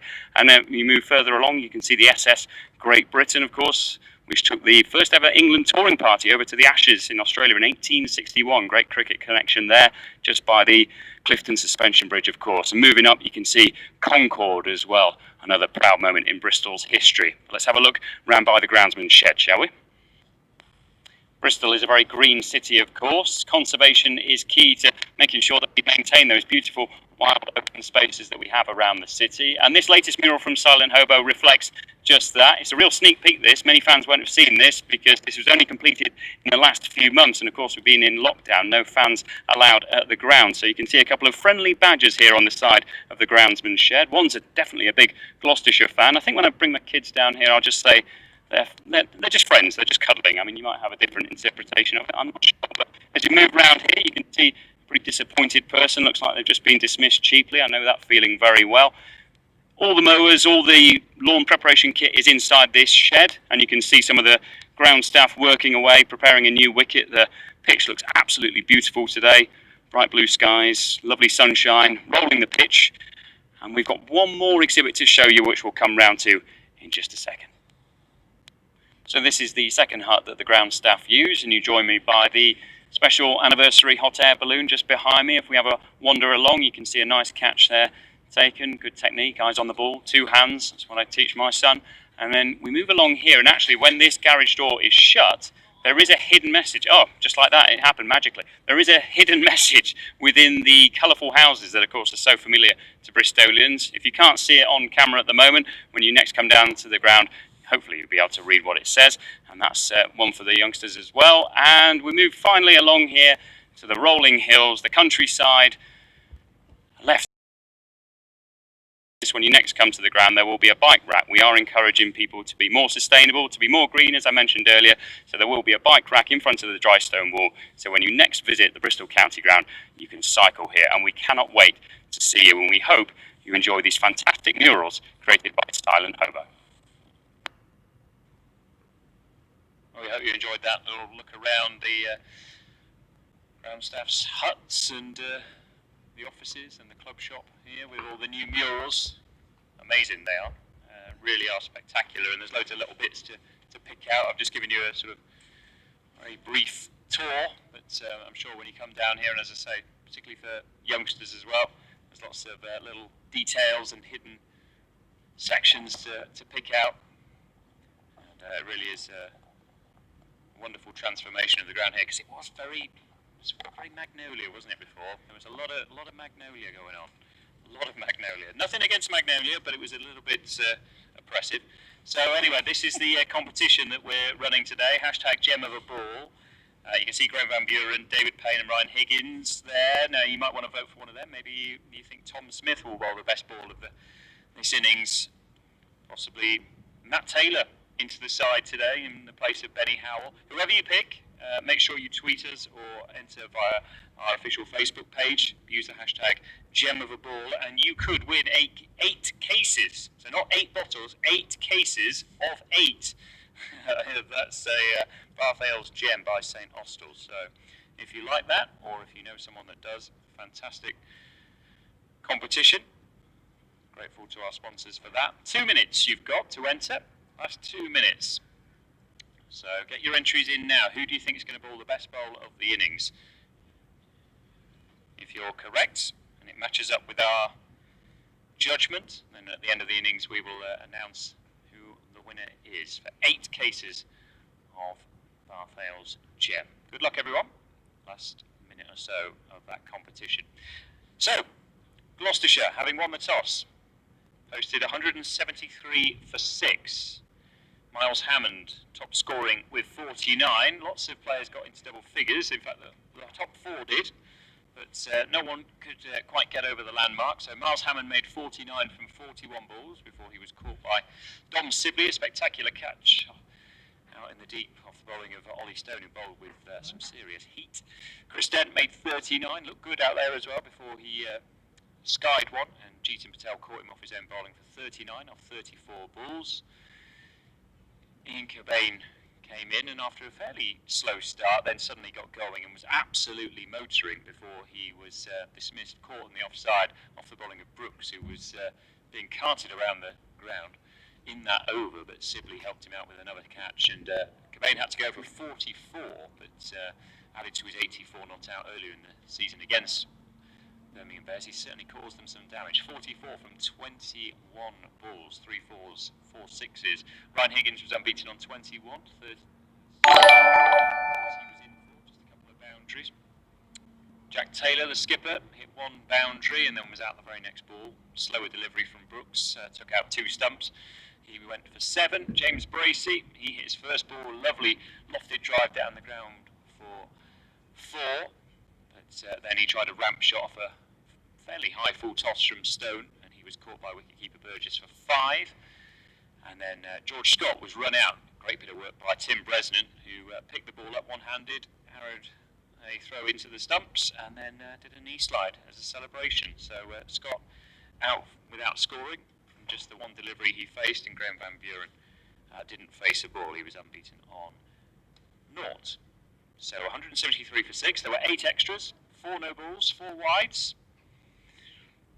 And the bowling figures: Tim Bresnan, 2 overs, no wickets for 18. Jeetan Patel, 4 overs, 1 for 35. Ollie Stone, 4. Pick of the bowlers today, really. Brooks was expensive, 2 for 4 from his 4 overs, so 12 and over he was going at. Right, so here come the players. Black and yellow players on the speakers. As soon as the first ball is bowled, our Gem of a Ball competition entry time ends. That is the last time that you can enter, so you literally have got a few seconds if you want to win 8 cases of lovely local ale. And here come the players, as I mentioned. Bracey with his gloves on. James Bracey said he's had a slightly peculiar T20 Blast campaign. 5 stumpings, no catches. just a slightly peculiar stat, really. 5 stumpings, no catches in this season's competition, but his glove work has been absolutely exemplary. So he's going to stand up for the first over, which will be bowled by Graham Buren. And the 2 opening batsmen. Looks like Rob Yates and Dom Sibley, doesn't it? I think. Yeah, Rob Yates, the left-hander. Dom Sibley at the non-striker's end. Dom Sibley has, since he's returned from the Test side, has had 2, I think, golden ducks. Definitely 2 scores of 0. I'm not sure, I think they might have even been first ball both times. So I'll have to double check. But Van Buren to start us off. The Gem of a Ball competition ends now. Good luck, everyone. I'll announce the winners at the end. Yates off the mark straight away. Bears need 174 to win. Now 173, of course, with that single.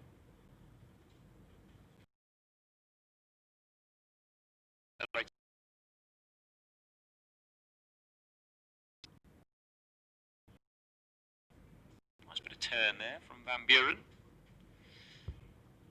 Yeah, just get the ball to grip a little bit. Gives it a chance, Van Buren.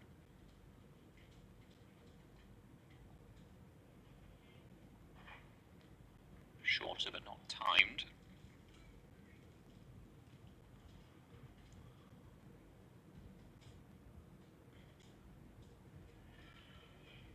In the air, oh, just past a diving effort there from Chris Dent, and it was to his left-hand side. Oh, that was hit firmly, I thought. It was with half a chance, but it raced past him and away for 4 runs. Fraction short, not too short at all. It wasn't a bad ball, but excellent batting from Sibley.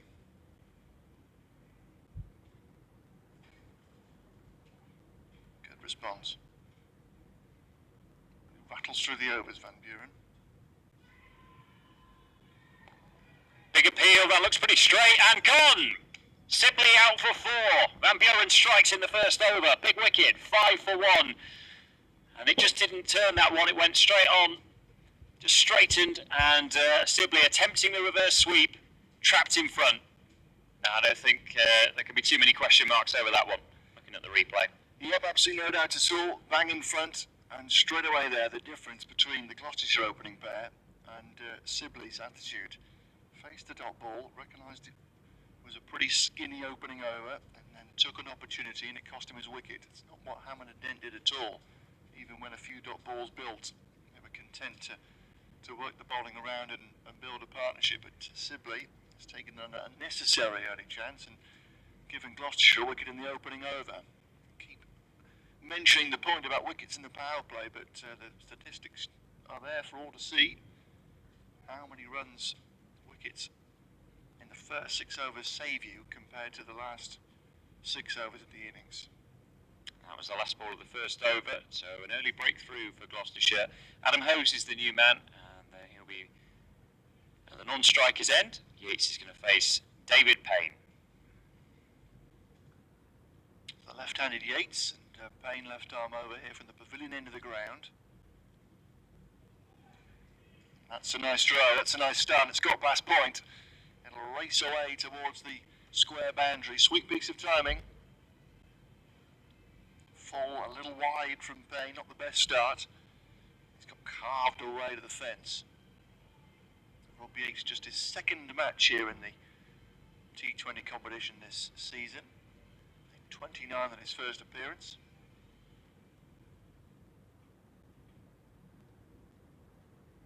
I've had the explosive Ed Pollock at the top of the order for Bears, but hasn't proved effective this summer, as was the case last year. Much better from Payne there. Nice tight line and cramping Yates for room. Yates has scored some good runs in his first class appearances for the Bears. A fine young cricketer. Now hoping to transfer that into the T20 arena. Different style completely really to Pollock, who very much a white ball hitter, explosive batsman. The Bears reached the final a few years ago, but hasn't really done anything since. And that's carved away out towards third man, and that will find the fence as well, yes. Van Buren chasing after it. Can't get there. And a second boundary in the over for Yates. Creating all his own room this time. Stepping outside the leg stump and was probably going to hit the top of the off stump from David Payne. But slapped away by Yates. A good start here for the Bears. And immediately it's going to prompt a little rethink, because third man is going to come up and deep mid wicket is going back. Deep square is also back. Particularly the third man up in the circle suggests that Payne is now going to bowl into the pitch. Got the 2 boundaries in the over so far. It's nice and full again though, and just pushed back to the bowler this time. So 2 boundaries, 2 dots. As the Bears begin their chase of 174. As I say before, 179 was their successful chase on Sunday at Worcester. Sam Haynes runs, helping them home there for a 3rd successive victory. Going to reel off a 4th on the spin. It really stuck into the qualification race. Bit of room again, Yates trying to find for himself, but Payne following in, cramping for room. It's only his 2nd game, Rob Yates. He's already hit a couple of nice boundaries.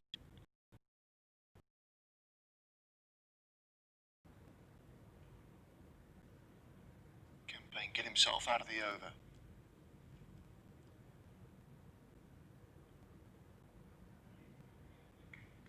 Oh, good save from Bracey. That could have skipped away towards the fine leg fence with the fieldsman up inside the 30-yard circle, but a very good save indeed. Means that Payne has indeed got out of the over successfully. A couple of boundaries, but 4 dots in the over. And it's a decent start here for Gloucestershire with a wicket of Sibley. Confidence 4 in the opening over. 13 for 1 off 2. 1-7 for the target. Gloucester fans might remember that in the Bob Willis Trophy meeting last month, Yates played out for 0 and 2, so he's already gone past that. It's Adam Hose, the former Somerset man, who's taking guard at the moment. So left arm pace from both ends. With a point to prove, no doubt, Taylor, because he has been expensive so far in the competition. His overs have cost 10.3 and over. He picked up the 4 wickets.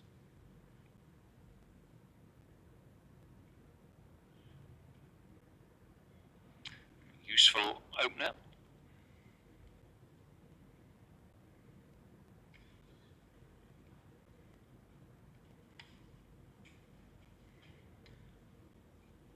Did of course famously bowl a T20 maiden once to Chris Gale at Taunton, which I will be putting on my gravestone, I think. That was me.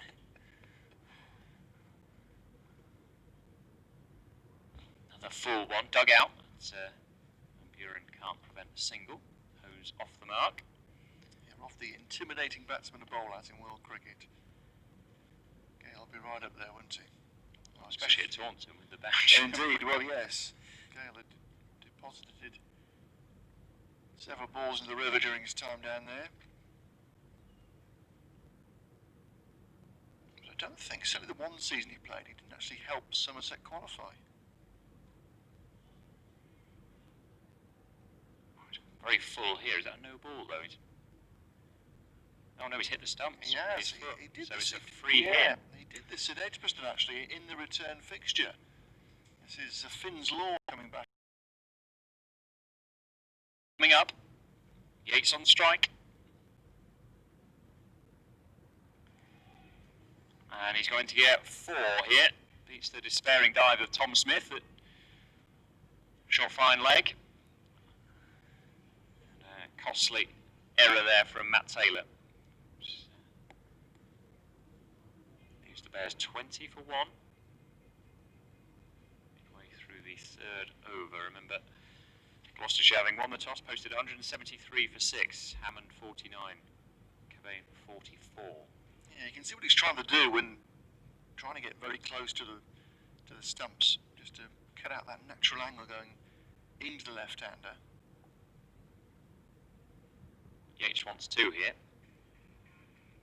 And he's going to get to comfortably in the end. Yeah, 'cause the last 2 balls he's been forced with that no ball to jump a bit wider on the crease, so yeah, he's able to work him away the leg a couple of times.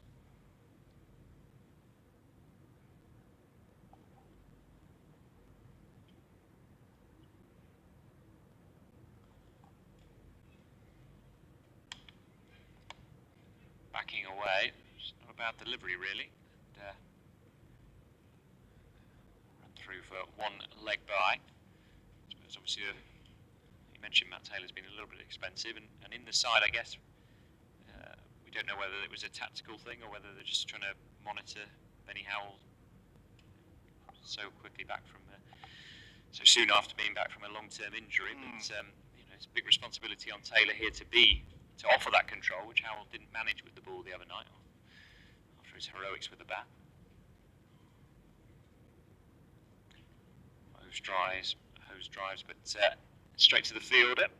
Adam Hose hasn't really got going in this season's competition. Scores a 2, 18, a duck, 23, 43. He does, though, have 9 50s in 50 innings with a strike rate of 144.9. So he is one of many threats amongst the Bears lineup. Yeah, he's probably their chief threat in terms of 6 hitting. He's a big lad, strikes a long ball. 5 maximums already in the competition.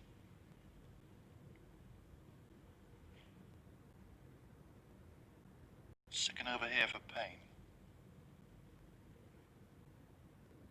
Hit something a couple of times in the previous over, stepped away to his leg stump. Payne perhaps anticipating that, slipping 1 down leg. 5 legs up inside the circle again. Deep square and deep mid-wicket at the men out. Otherwise a ring field, mid-off, mid-on. Extra cover, cover point. Backward point, short third man, short fine leg. Not timed and gone. Caught at cover point, comfortable catch, and Payne has struck, and the Gloucesters have a second. And Yates, who'd started rightly, has to go. Again, he was looking to go up and over that offside. A little bit flat-footed, trying to cut a ball that perhaps wasn't sure enough to do so. And he's just steered it away. George Scott, safe pair of hands in the covers. It's a looping effort in the end, wasn't it, really? Looked strong through the offside, but not there. So his second T20 appearance ends in disappointment, but not for Gloucestershire. Another wicket in the power play, and if they can get the Bears 3 down, they're in business. But this, I said earlier, there was a crucial juncture in the game, and this is another one because you've got Hose and Hayne in the middle, and Hayne is one of those who you kind of look through his career record and you think, how on earth has he not made his full debut for England?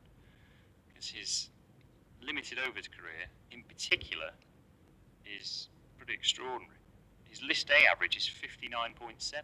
Yeah, there was one stage where he did have the highest List A average of all time. Remarkable white ball player, hasn't managed to quite back it up in red ball cricket. Shades of Jonathan Trott the way he bats. 179 runs in the competition so far. Hitting in at 134. Decent numbers. With his side under some early pressure here. And a right left-hand combination for Payne to deal with. Clever stuff, little dab and go in front of point. He got runs against the Rapids, didn't he? 73 not out, Sam Hayne. So he comes into this game in good form. 3 half-centuries in his last 5 innings, and yeah, Gloucestershire will know that if they can get one of these 2 out in the power play, then they are really in amongst it.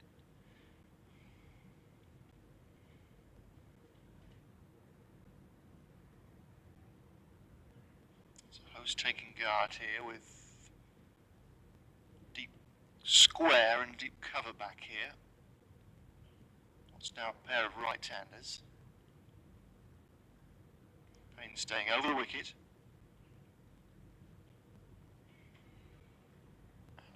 Almost far the outside edge to brace. He got a low take from the wicketkeeper.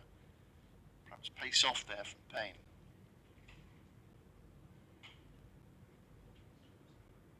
Good start here for Gloucestershire.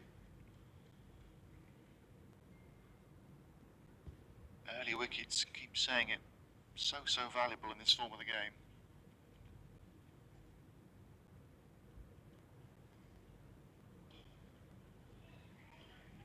Oh, that's beautiful. Superb piece of time, and it'll race away from mid-off and out towards the 10th for a boundary. Just a classic extra cover drive, this, from Adam Pose. Tall man, ever so slightly over, able to rock forward and push up.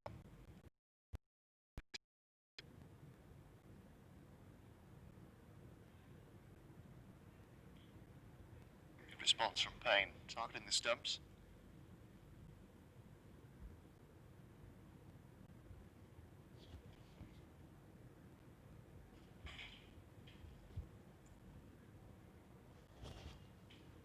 On 7-4 the target.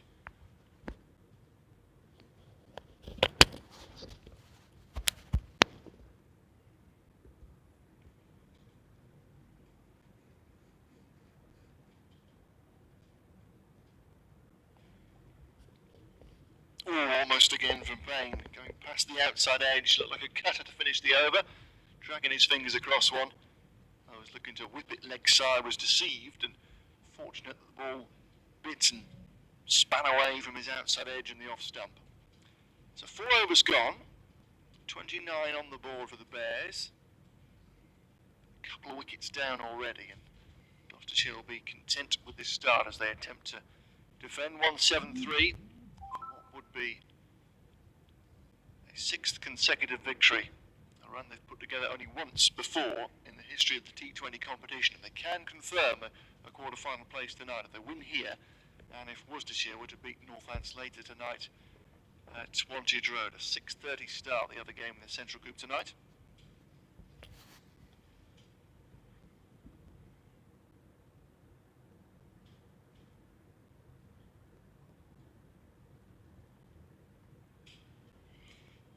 Around the wicket to the right-hander, Matt Taylor.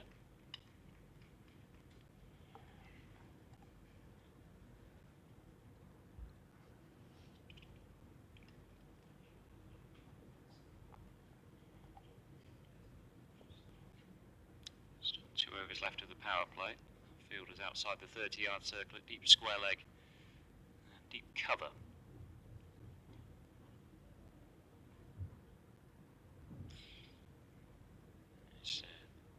George Scott, who took the catch to dismiss Rob Yates, who's fielding out there on the cover boundary.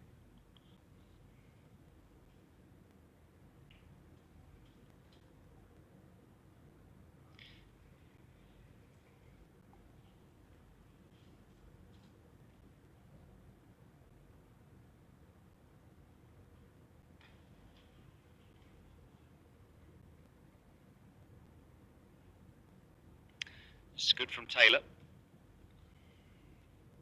Flemish in his first over, kicking the stumps and conceding a no ball and a free hit, but it's recovered well. Hose strikes the ball cleanly, so keeping him under wraps so far.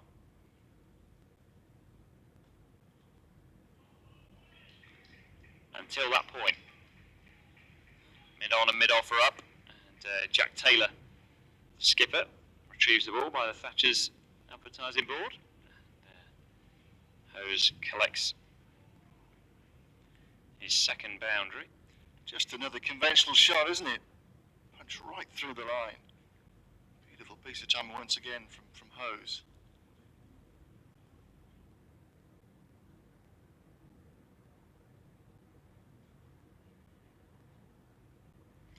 It's a fine response. It's not allowing Hose to hit through that one. Dot ball.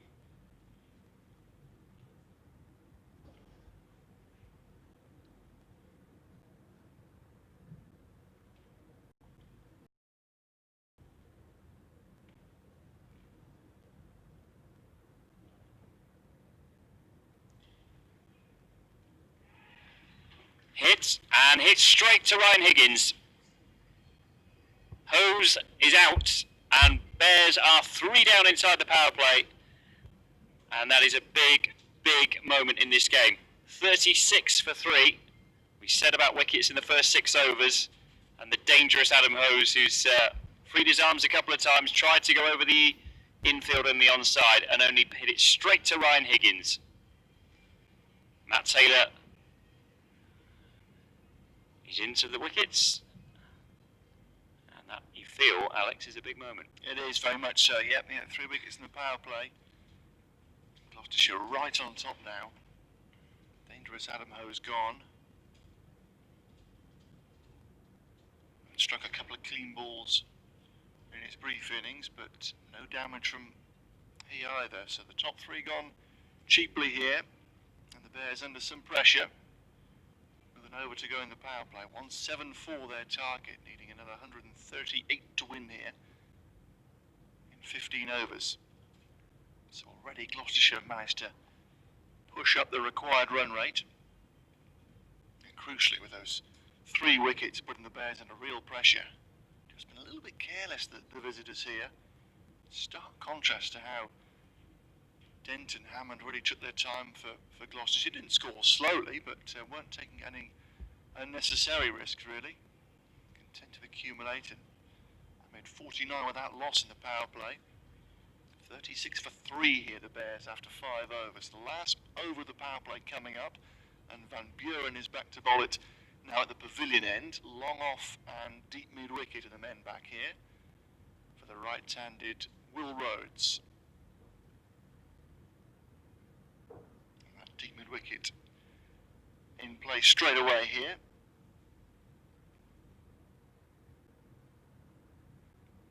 So a lot resting on the captain here.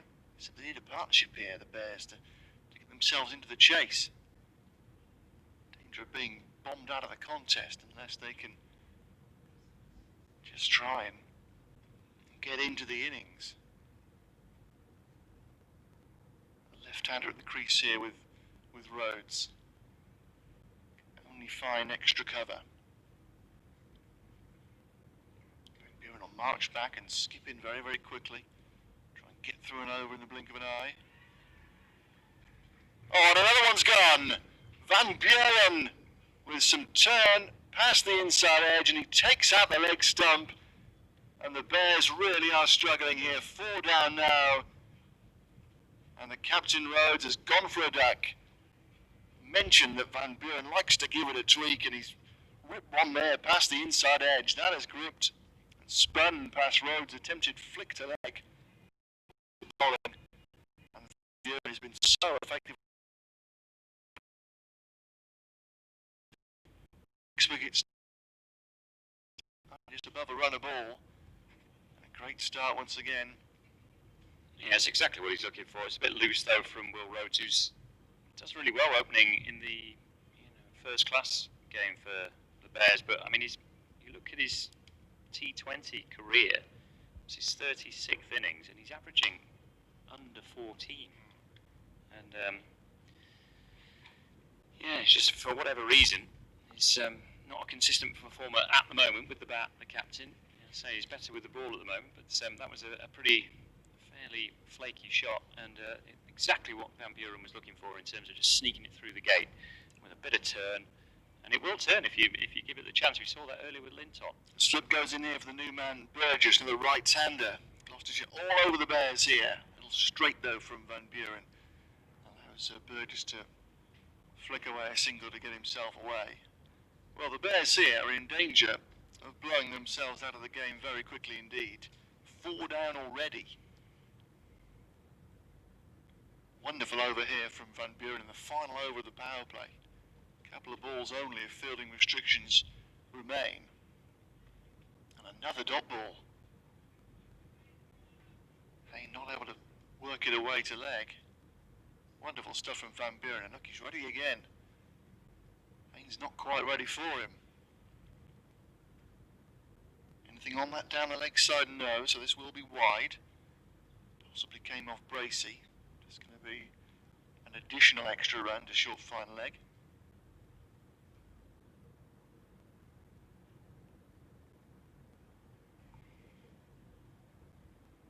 just a leg by to finish the power play, and that's a superb opening 6 overs for Gloucestershire. Defending 173, they got the Bears 41 for 4 here, and the asking rate is on its way towards 10 and over already. Sorry car for the Bears so far. Good start for Yates. But since he fell, Gloucestershire have taken regular wickets, and they're huge favourites already here. You know, drew the comparison earlier, 49 without loss. Gloucestershire's very solid power play. Bears in all sorts of trouble, 41 for 4. Michael Burgess new to the crease. Tom Smith into the attack.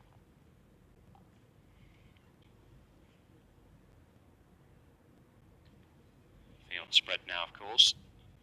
Even though Gloucestershire firmly in the ascendancy. I'm just asking Bears to force the pace and make their own mistakes, really. A left arm spin from both ends. I wonder if Smith can extract a bit of turn. Been very economical in this season's competition.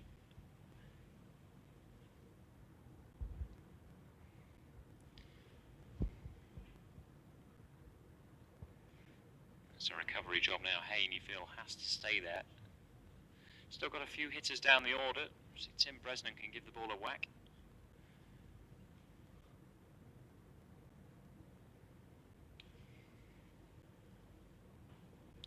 Now Smith's onto this, and there's the throw. I tell you what, I wasn't far away. Burgess was scrambling.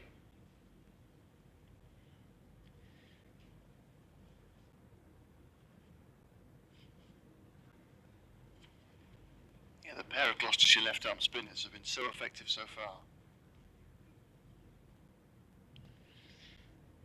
Combined for 18 wickets now in the competition.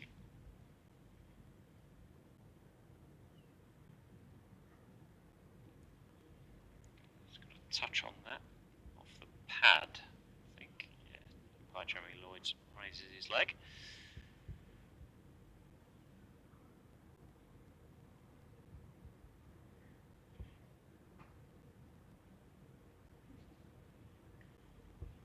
Quicker and flatter, and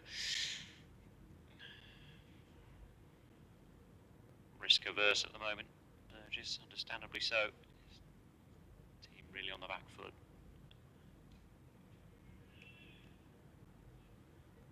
Ball there, just again not looking to turn it really. Smith, just nice economical stuff. 4 from the over, and I think it's going to be left arm spin to continue. Van Buren 2 for 9 already, tormenting the Bears lineup. And, as you mentioned, Alex, these two working in tandem have been hugely important contributors. But again, we're looking at Gloucestershire and saying that contributions from pretty much everyone. They really are chipping in. Yeah, it's been a real team effort so far in this incredible run. They're all over the Bears here with 129 more to get. Driven firmly and just past the fieldsman. And is it going to run away for 4 towards extra cover? Yes, it is. Struck firmly by Sam Hayne. It burst through the hands of Jack Taylor, but it had so much pace on it that it got through to the boundary. So Taylor could have a problem here, actually. I think he might be walking towards the dressing room. He's already got some strapping on his right hand, and that was really hit firmly. He did get hands to it, but I wondered if maybe just split the webbing. It looks like it's his left hand that he's hurt. So we've got a sub-fielder coming on here.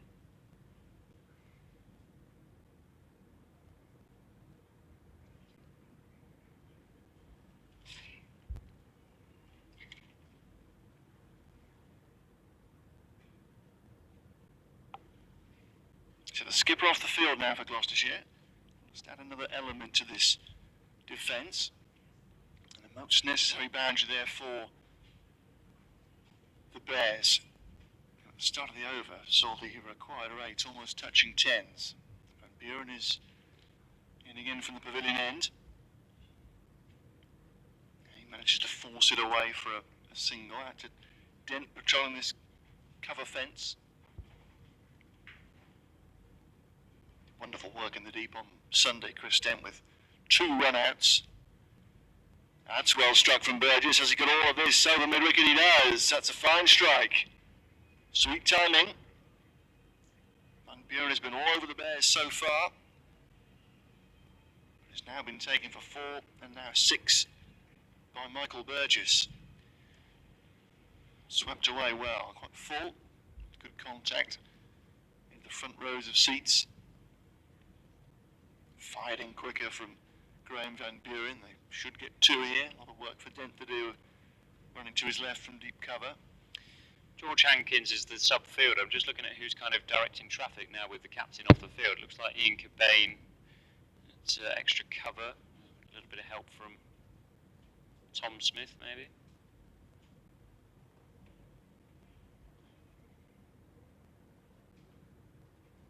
Dent in the game again. Just a single this time. Much needed over here for the Bears. And recognise that there's still a long way to go. The Bears can work their way back into the chase, particularly with this man at the crease, Sam Hain. Now that's a really effective set for the Bears to just get this chase going, because they weren't quite out of it, but the game was slipping away from them. 4 down and the required rate at 10s with so long to go in the innings, but a much better over. Now 60 for 4 after 8. Leaves 114 to get in 12 overs. Loud shirt that from that gentleman on the balcony. I suppose Not one to judge. It's a day for a loud shirt, I suppose, with this lovely sunshine around. It's clouded over a little bit as the afternoon has drifted on, but lovely and warm once again. Searingly hot yesterday. It was back to July temperatures. Still 114 required. Smith to continue. We'll think about a second here, but it's well fielded.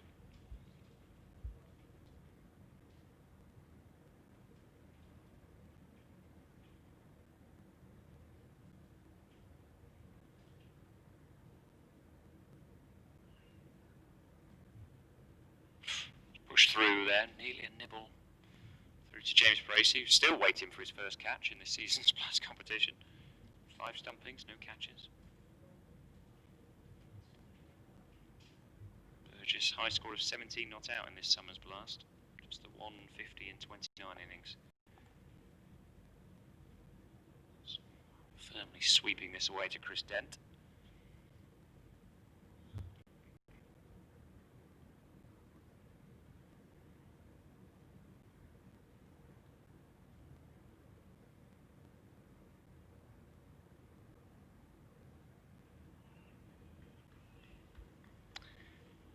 Uses his feet. Smith saw him coming. Smith, vastly experienced operator. Turned 33 a few weeks ago. Such a canny operator. Huge gem in this side.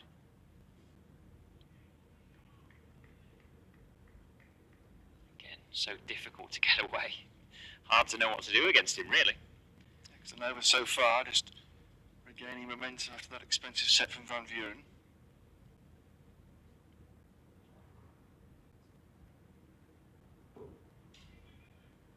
Just milk a single here because Smith is onto it pretty quickly. And another very tidy over. 3 singles from it. It's not enough for Birmingham Bears. They are scratching around at the moment here, recovering after those early wickets. Yates, Sibley, Hose and Captain Rhodes all gone cheaply. 2 for Van Buren, 1 for Matt Taylor, 1 for David Payne. Hain has 12. Burgess has 13. 63 for 4. 11 overs remaining, 111 runs required for victory. Remember, Bears coming into this game, 3 wins in a row. Gloucestershire, 5 victories on the spin. The 2 informed teams in the central group. It's Gloucestershire. Tournament so far. Just be looking to work through another couple of cheap overs here. Get that run rate required ratcheting up. It's now above 10s for the first time in the innings. Still no Jack Taylor, by the way. So George Hankins on the That's a subfield. Pace off and slapped away, but it'll just be a single to deep mid-wicket. Deep square, long off, long on. And deep cover the man out here for Higgins. Generally right up there at the stumps, nice and full all the time. Fullish length again, pace off, rather gets away with that one, cut straight to point. As well stopped by Smith, because that was a nasty one. It was, bouncing awkwardly, it was. I feel he missed out with a bit of width on offer.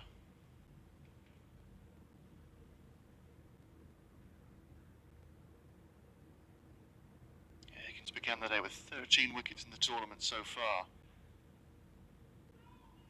Chance for a run out here, oh, just misses.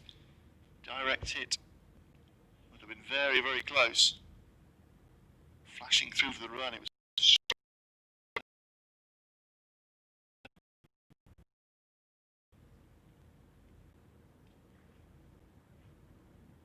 Oh, full toss slapped away, but again, can only find the fieldsman out at deep mid-wicket. It's an excellent over so far.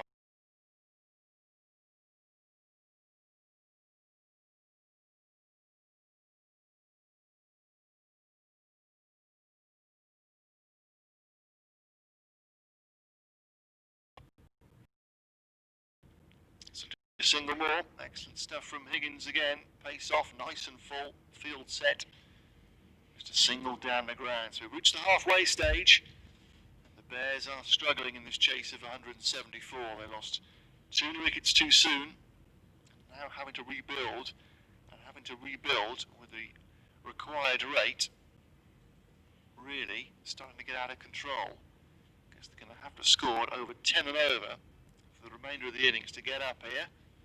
69 for 4, chasing 174. Yeah, no wickets lost in the last 4 overs, but runs at a premium. Smith to continue from the Ashley Down road end.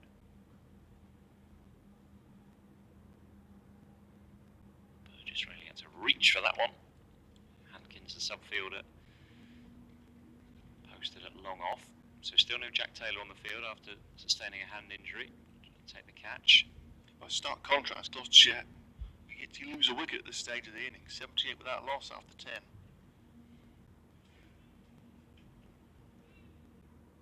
Just a little bit of dip in, and then it's an inside edge onto the ankle of Sam Hain. That's a painful one. He does look in pain here, yeah.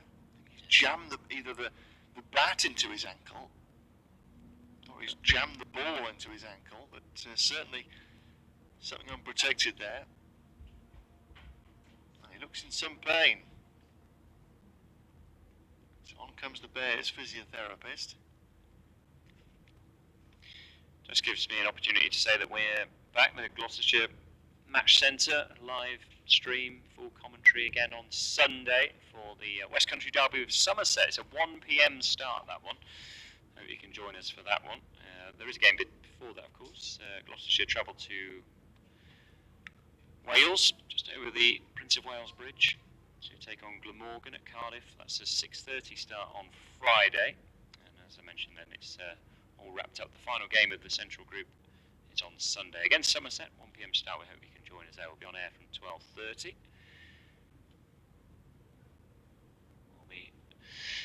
Gloucestershire finishing off unbeaten at the moment. It's looking very, very promising. 5 wins in a row. Well on top in this one. Hain looks to be okay to go.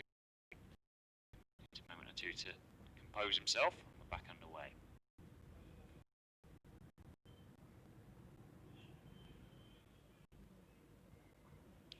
Just dabbed away. Van Buren's quick.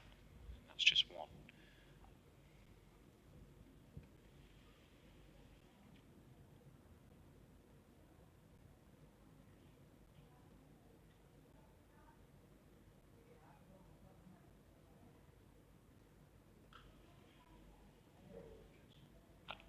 In the air and straight to Hankins and gone. 5 down now. Burgess decided that was the ball to try and get after, and Smith is just so difficult to dominate and get on top of. And again, he picks up an important wicket straight down the throat of long off. 5 down, Birmingham Bears, and it's a long way back from here. Yeah, it was becoming another really cheap over from Smith, so Burgess decided to take a chance. But not the connection he was looking for. Not too far away from that long off fence. But a comfortable catch. And another wicket falls, and Gloucestershire are in complete control here. Tim Bresnan strides to the crease now, all his experience and hitting ability. But the Bears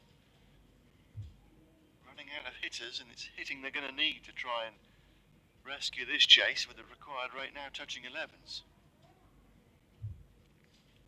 Only batted a couple of times in this season's competition. Scores of 28 and 9 for Tim Bresnan. Mentioned earlier, it's a long time since his T20 debut. 17 years ago. Vastly experienced player, as is Smith. Here he comes.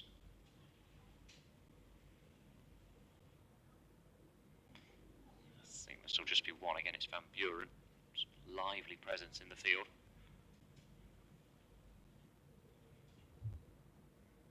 Burgess never quite looked capable of doing the Cobain innings, which is basically what Birmingham need here. Someone who can just clear the ropes a few times. Give Gloucestershire something to think about. Big appeal there from Brace's. Great glove work. It's a wide. I think he probably knew that. Hayne trying to sweep. Jerry Lewis doesn't fall for those old tricks. Sharp work again there from Brace. He really is on top of his game.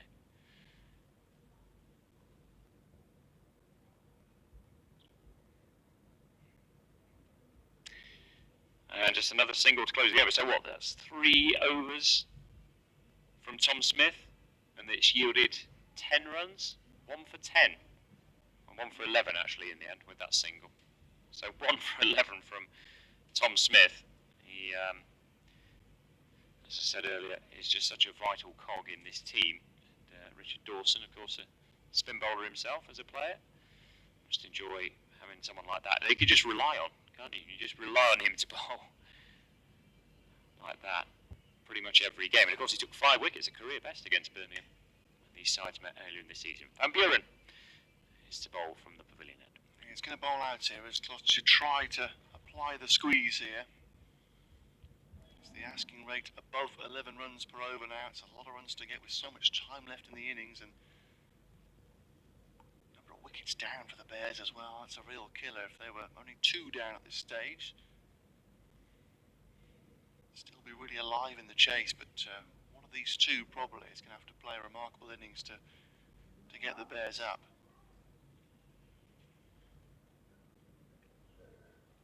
Do they here perhaps see out Van Buren after an excellent spell?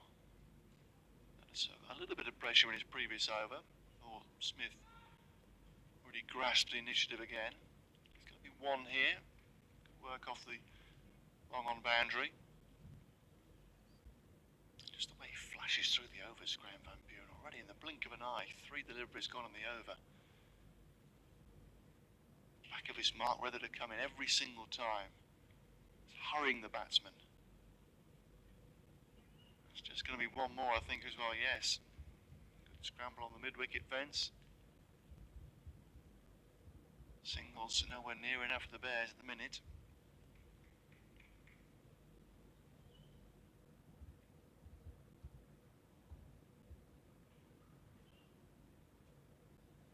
Oh, a slice of luck. It's come through past Bracey. There's wide. Subtle wide by umpire Blackwell, yeah. Just outside the guideline. Just gripped as well, so there's a bonus for the Bears. It's rather ruined the over from Van Buren. Yeah, it did turn. It was just outside the guidelines. Turned away from Bracey as well. Couldn't capitalise. Oh, it's got through this time though. A quicker ball fired in, and Van Buren has a 3rd wicket, and Bresnan has gone, and the Bears' predicament deepens. just been given a lifeline in the over, really, with those 5 extras. Another wicket goes down, and Gloucestershire continue to have a firm grip on this chase. 83 for 6 now, and the Bears still need 91 to win. He enjoyed that one, didn't he, Van Buren? It was given a wide previous ball. That one just hurried on to Bresnan. Arm ball that beats him all ends up, really, and it's been a procession for the Bears. They haven't got going in this innings whatsoever. And I said Bresnan is obviously capable of clearing the boundary a few times with some lusty blows, but Gloucestershire have just been simply too good. And yes, Sam Hain is still there, but it's a big ask now. Still 91 runs required, and only 4 wickets left. Yeah, the best players out there, but no one to stay with him at the moment. The Bears have got no partnerships going at all in this chase so far. They really have blown themselves up. Last ball of Van Buren's spell, just nudged away for a single. That's a pretty good day's work again for Graham Van Buren. We'll finish with 3 for 33 from his set. Yeah, not needed with a bat, Van Buren. But again, putting his hand up with the ball. 9 wickets for the campaign now this season. And yeah, great performance. Really, really good performance. So 90 to win off 8. And the Bears have got to go some from here. Smith. One more over of Smith to come. 1 for 11 so far. Remarkable figures. It's an economy just over 3.5 and over. And new man to bowl as well here, which again will help Gloucestershire try and just go through a cheaper over and send that asking rate skyrocketing. Sun is back out here in North Bristol. Gloucestershire enjoying their day.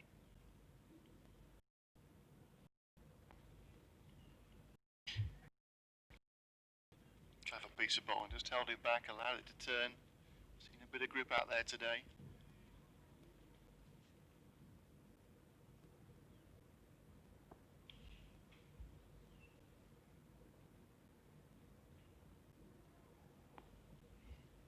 Oh, got away with that one. That was normally so metronomic, and that was a big juicy full toss. I don't think Brooks could quite believe it. Completely missed it.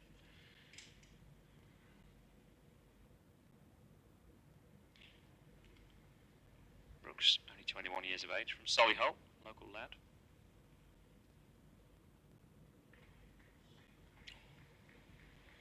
Can't get it away. 4 dot balls.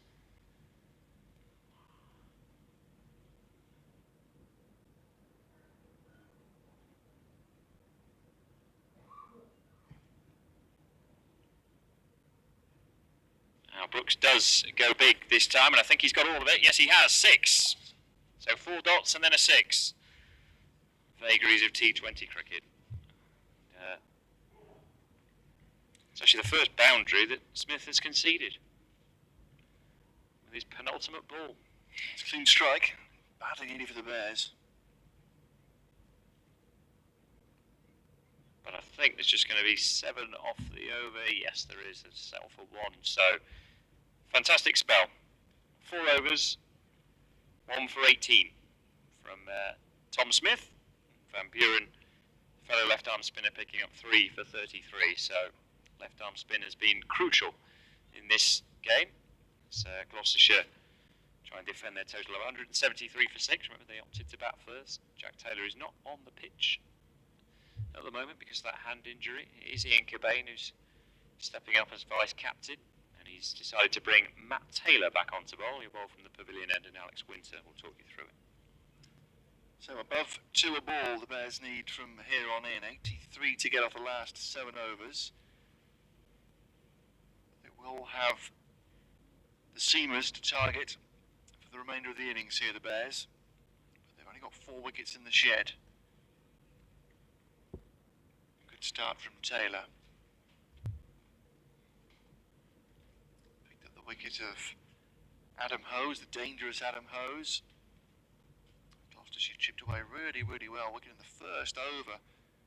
That reverse sweep that went wrong from Dom Sibley.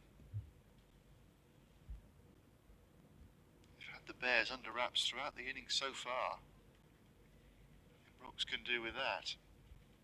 And every dot ball here just sees that asking rate jump up a little further. Sam Hain will be stood there at the other end thinking, just get me on strike. Still believe that he can get the Bears back into this contest. Took them home on Sunday at Worcester. Plenty of bat on this. It'll land short of the long on running in. And it'll just be a single. So a great start to the 14th over for Taylor in Gloucestershire. 1 from 3 deliveries. Taylor has got deep square, deep mid wicket, long on, long off, and deep cover out here. Third man and fine line both inside the 30 yards. And he finds a boundary. Third man is up, and Hain has taken that up and over the head of Smith and down towards the flats for a badly needed boundary. Has to find something here for the Bears to keep them in the contest. But while he's still there, there is still very much a threat for Gloucestershire, despite the skyrocketing asking rate.